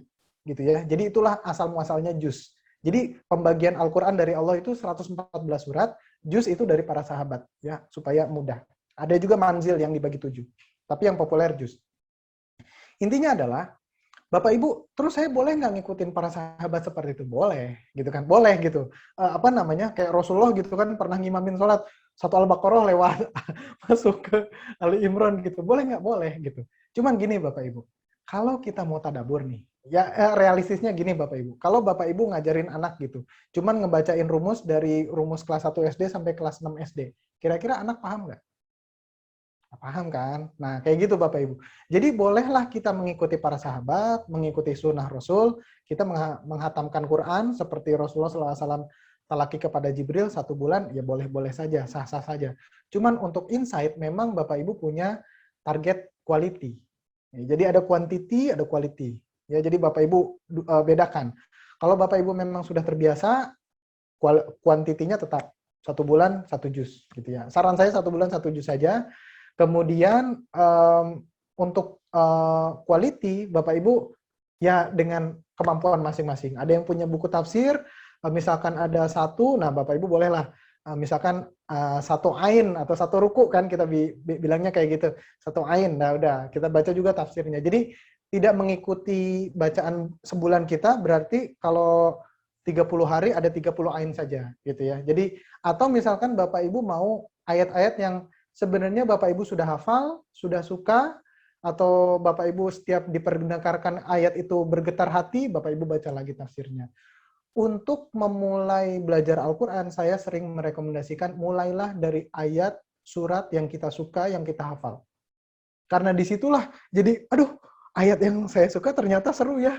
Kalau ayat yang lain gimana gitu ya Bapak Ibu. Jadi tidak mesti Bapak Ibu dari Al-Baqarah yang panjang, enggak gitu ya. Misalkan Bapak Ibu bacanya hafalnya 10 surat terakhir, itu oke, 10 surat terakhir dari juz amma itu 10 surat terakhir. Atau Bapak Ibu sering bacanya Al-Kahfi nggak apa-apa. Yasin nggak apa-apa. Jadi itu sesuai dengan latar belakang masing-masing. Ya, Bapak Ibu boleh sepakat, boleh tidak sepakat, tapi itulah cara yang saya gunakan kepada diri sendiri dan juga yang saya sarankan kepada orang lain. Allahu a'lam bishawab. Alhamdulillahirrahmanirrahim. Nah, hatur nuhun Mas Fikri. Mungkin ini pertanyaan terakhir. Ayah bunda sekalian, saya mohon maaf banget. Saya senang sebetulnya di satu sisi melihat ada banyak pertanyaan gini. Ini kan pertanda bahwa antusiasme ayah bunda untuk menghidupkan Al-Quran, terutama mau Ramadan ini banget ya. Alhamdulillah. Cuman saya mohon maaf gitu ya, karena masalah waktu, mau tidak mau terpaksa ini saya hanya bisa memilih satu pertanyaan terakhir. Mungkin satu pertanyaan terakhirnya adalah pertanyaan dari Bunda Reva, bagaimana biar bisa istiqomah pas menemui Ajroni? Gimana biar mentalitasnya seperti Ibnu Hajar Asqalani seperti tadi? Mas Fikri, dipersilakan. Baik Bapak Ibu. Saya sebagai manusia itu realistis Bapak Ibu ya. Jadi belajar Al-Qur'an juga realistis, kemudian memberikan motivasi, semangat atau apa ya istilahnya, menumbuhkan semangat belajar Al-Qur'an juga realistis. Jadi begini Bapak Ibu. Tidak ada orang yang mau apa ya istilahnya, atau istilahnya gini aja lah. Kebanyakan orang maunya itu melihat segala sesuatu itu dapat hasilnya cepat. Ya, kayak Bapak Ibu senangnya yang instan-instan ya kan, pesan Grab datang daripada masak gitu kan. Masak mie instan cepat datang gitu. Jadi supaya kita istiqomah Bapak Ibu, entah niatan kita, entah kita harapan kita akan pahala, tapi kita juga harus realistis sama goal kita. Kadang-kadang Bapak Ibu, saya harus menghatamkan tafsir surat Al-Baqarah. Nanti dulu gitu kan, itu surat paling panjang gitu kan. Surat paling nanti dulu gitu. Sebentar gitu. Tafsir surat Al-Baqarah selama 30 hari. Nanti sampai karena kita udah membagi nih ternyata satu hari 5 lembar. 5 lembar tuh udah bercucuran keringat kan. Aduh, ini apa artinya segala macam. Nah, akhirnya enggak. Jadi be realistic. Jadi tahu dengan kapasitas sendiri, jangan over jangan over capacity, jangan gitu. Jadi biarkan kita grow sesuai dengan kemampuan kita masing-masing. Atau untuk menggambarkannya gini Bapak Ibu. Bapak Ibu punya pohon, oke, baru benih. Okay. Kira-kira apa yang akan Bapak Ibu gunakan untuk menumbuhkan pohon? Disemprot spray atau diguyur air segayung? Benih tersebut. Nah, diguyur segayung Mas Fikri supaya cepat gede. Enggak, yang ada adalah potnya tumpah. Airnya tumpah, nggak tumbuh Bapak Ibu. Oke? So artinya ketika Bapak Ibu terlalu banyak, Bapak Ibu putus asa. Al-Quran ternyata terlalu susah buat saya. Ternyata bahasa Arab, innalillah gitu kan. Enggak. So step by step gitu ya. Kalau memang waktu Bapak Ibu sejam, be realistic, udah sejam itu porsinya apa gitu kan. Oke, hari ini bahasa Arab, oke. Oke, besok menghafal, oke gitu ya. Sejam, sehari sejam, be realistic. Dalam peribahasa bahasa Arab ada istilah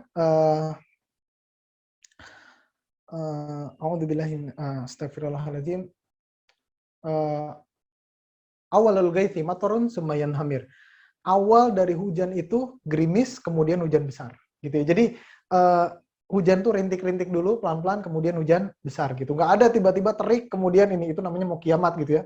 Terik tiba-tiba jeder aja hujan gitu, nggak mungkin gitu kan. Allah Subhanahu Wa Taala selalu ada prosesnya, mendung dulu, gerimis dulu gitu, nggak out of nowhere gitu kan. Nah kayak gitu. Jadi step by step, pelan-pelan. Mudah-mudahan sisi kemanusiawian kita itu terpenuhi gitu ya. Kita melihat hasil dan Allah Subhanahu Wa Taala menjaga niat kita, menjaga keistiqomahan kita dan juga menggajar berkali-kali lipat untuk kita dan keluarga nanti selama Ramadan insyaallah. Terima kasih. Insya Allah seperti itu. Alhamdulillahirrahmanirrahim.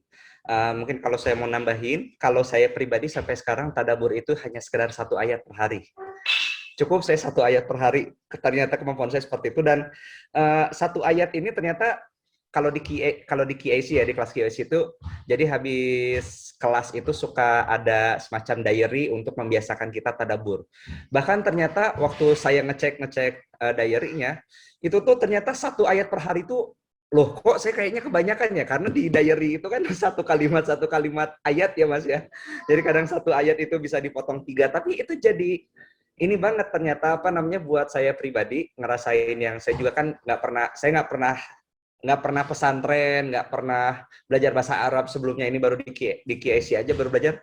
Jadi itu tuh ngebantu banget buat menumbuhkan habits gitu, alhamdulillah. Jadi kalau sekarang alhamdulillah jadinya terbiasa satu ayat per hari itu kalau saya, ini mungkin pembelajaran saya pribadi, satu ayat per hari itu misalkan saya sebelum subuh tuh ngecek satu ayat yang udah saya pilih itu saya ulang-ulang satu hari penuh. Jadi misalkan satu ayat itu sampai sebelum subuh itu saya cari dulu tafsirnya kayak gimana, saya coba renungin, saya ibaratnya kayak main film gitu ya, oh maksudnya kayak gini.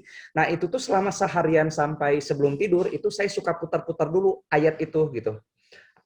Suka putar-putar tersebut, misalkan la yamassuhu illal mutahharun, itu tuh diputar-putar aja satu ayat itu dalam satu hari. Kalau metode saya sih seperti itu. Dan mungkin kalau buat ayah bunda sekalian yang kayaknya dari tadi juga semangat banget gitu ya sama pertanyaan-pertanyaan yang seperti bagaimana tadabur, kita perlu menyesuaikan dengan kemampuan. Mungkin ini ayah bunda sekalian, ini mah hanya suggest dari saya. Kebetulan saya juga lagi tadabur ayat ini gitu. Tadabur surat Al-Qiyamah, surat ke-75. Ini coba saya ketik di ini ya, di chat, surat Al-Qiyamah surat ke-75 itu ayat 16 sampai 19 itu adalah tentang menghafal Al-Qur'an sih menurut saya. Dan menurut tadabur saya, dan itu amazing banget gitu ayatnya. La tuharrik bihi lisanaka litajalabihi. Jangan engkau gerakan lidahmu. Nah, itu saya nggak paham konteksnya apa itu, tapi mungkin nanti Mas Fikri kalau nanti ikut QAC mungkin nanti bisa tanya sama Mas Fikri ya penjelasan detailnya seperti apa. Tapi kalau yang saya dapat dari surat Al-Qiyamah 16 itu Allah bilang kepada Rasulullah, jangan engkau gerakan lidahmu untuk membaca Al-Quran karena hendak cepat-cepat menguasainya. Karena sesungguhnya Allah yang akan mengumpulkan Al-Quran itu di dalam hati kita. Wah, itu tuh saya ngebayangin main film tuh. Oh, Masya Allah, amazing banget ya. Jadi yang membuat hati kita jadi faham, jadi tersentuh Al-Quran itu Allah, yang penting mah kita ikhtiarnya aja. Dan kalau ikhtiarnya saya baru bisa satu ayat per hari, ya mungkin saya kayak gitu sih ya, karena memang saya agak slow learner gitu. Tapi mungkin kalau ayah bunda bisa nanti lebih banyak, lebih baik semoga ya. Dan yang saya benar-benar rekomen ini, tanya aja sama Mas Fikri, ini bukan endorse berbayar ya Mas Fikri ya. Tapi karena saya benar-benar udah ngerasain kayak tadi makan bakso tadi ya. Makan bakso Urasa Turnus itu enak banget, dan belajar di QAC itu benar-benar life changing banget buat saya gitu. Dan saya tuh pengen berbagi banget buat ayah bunda sekalian. Ini loh ternyata loh ketika kita menghidupkan Al-Quran kita hidupkan tidak hanya sekedar redaksi, tapi yang kita hidupkan itu adalah esensi. That will be very, very wonderful. Luar biasa banget, amazing banget. Saya nggak bisa lagi ngucapin kata-katanya seperti apa. Dan mungkin seperti itu, ayah bunda sekalian. Mohon maaf kalau ada salah-salah kata yang terucap dari kami. Dan mungkin Mas Fikri mau ada closing statement, silakan Mas. Baik, terima kasih. Saya ingin menambahkan sedikit tadi aja. Jadi Bapak Ibu, Rasulullah itu buru-buru baca Qur'annya, buru-buru ngafalinnya. Bukan karena target harian, tetapi tahu bahwasannya dia harus menjadi nabi terakhir yang mungkin dia nggak pernah ketemu kita, tapi 1400 tahun setelah Rasulullah wafat, kita kenal dia. Dia harus mengubah, dia harus membimbing orang yang dia nggak pernah temui. Jadi Rasulullah itu kayak dapat mandat yang begitu besar, jadi Rasulullah tuh kayak, ayo cepat hafal, ayo cepat paham gitu. Jadi dia ingin terburu-buru, dan Allah Subhanahu Wa Taala bilang relax. Inna jama'nahu wa Qur'ana. Kami yang mengumpulkan dan membacakannya sampai dengan akhir. So Bapak Ibu belajar Rasulullah saja diturunkan Al-Quran 23 tahun. Setelah 40 tahun menjadi suami yang baik, menjadi ayah yang baik, menjadi warga negara yang baik gitu ya, menjadi pedagang yang baik. Pokoknya menjadi the best person yang pernah kita tahu, yang pernah diutus oleh Allah Subhanahu Wa Taala. Al-Amin juga ya. Nah, artinya Bapak Ibu, apalagi kita gitu kan, kita masih muda misalkan gitu ya, masih ada umur dan lain sebagainya, yuk mulai sekarang gitu. Rasulullah aja dibilang sudah umur 40, sudah umur 50, jangan buru-buru, ayo pelan-pelan aja, nggak apa-apa. Start from now, kalau istilah Agim itu, mulai dari sekarang, mulai dari yang paling kecil, mulai dari diri sendiri, pelan-pelan aja nggak apa-apa, gitu ya. Jadi terbata-bata itu pun jadi 2 kali lipat pahala. Mudah-mudahan dengan Ramadan 10 kali lipat kan di ganjarnya. Nah, maka satu huruf 10 kali lipat gitu kan di Ramadan di berlipat-lipat gandakan lagi. Nah, mudah-mudahan di luar matematika kita, Bapak Ibu, semangatlah belajar Al-Qur'an. Terakhir, terima kasih untuk Kang Canun dan tim Sakinah yang luar biasa. Yang menurut saya ini adalah, bagi saya pribadi, ini adalah tarhib Ramadan, menyambut Ramadan dengan Al-Quran. Semoga Allah Subhanahu wa Ta'ala memberkahi kita semua dalam usaha mendekat ke Al-Quran. Jazakumullah khairan katsiran. Mohon maaf lahir batin. Selamat beribadah Ramadan pekan depan. Assalamualaikum warahmatullahi wabarakatuh. Waalaikumsalam warahmatullahi wabarakatuh. Hatur nuhun, jazakumullah khairan katsiran. Mas Fikri sudah berkenan memberikan persiapan kepada kami, ayah bunda sekalian. Yuk mari kita siapkan Ramadan kita dengan berupaya sebisa kita menghidupkan Al-Quran dalam keluarga kita. Yuk mari kita hidupkan tidak hanya sekedar redaksi, namun juga esensi dari Al-Quran itu tersendiri. Dan saya pun selaku moderator hari ini saya izin pamit. Semoga bermanfaat ayah bunda sekalian. Ilmu yang bermanfaat itu bukanlah ilmu yang kita koleksi, tapi ilmu yang kita eksekusi. Semoga ilmu yang kita dapatkan hari ini bisa kita eksekusi sebaik-baiknya, meskipun hanya sekedar 1 ayat per hari. Semoga itu menjadi jalan kebaikan bagi kita. Dan saya tutup sampai sini dan saya kembalikan lagi kepada Mina. Wassalamualaikum warahmatullahi wabarakatuh. Waalaikumsalam, Kang. Baik, ayah bunda semuanya, alhamdulillah kita sudah di penghujung acaranya. Dan terima kasih kepada Kang Fikri, Mbak Yulia, serta Kang Canun atas ilmu-ilmunya.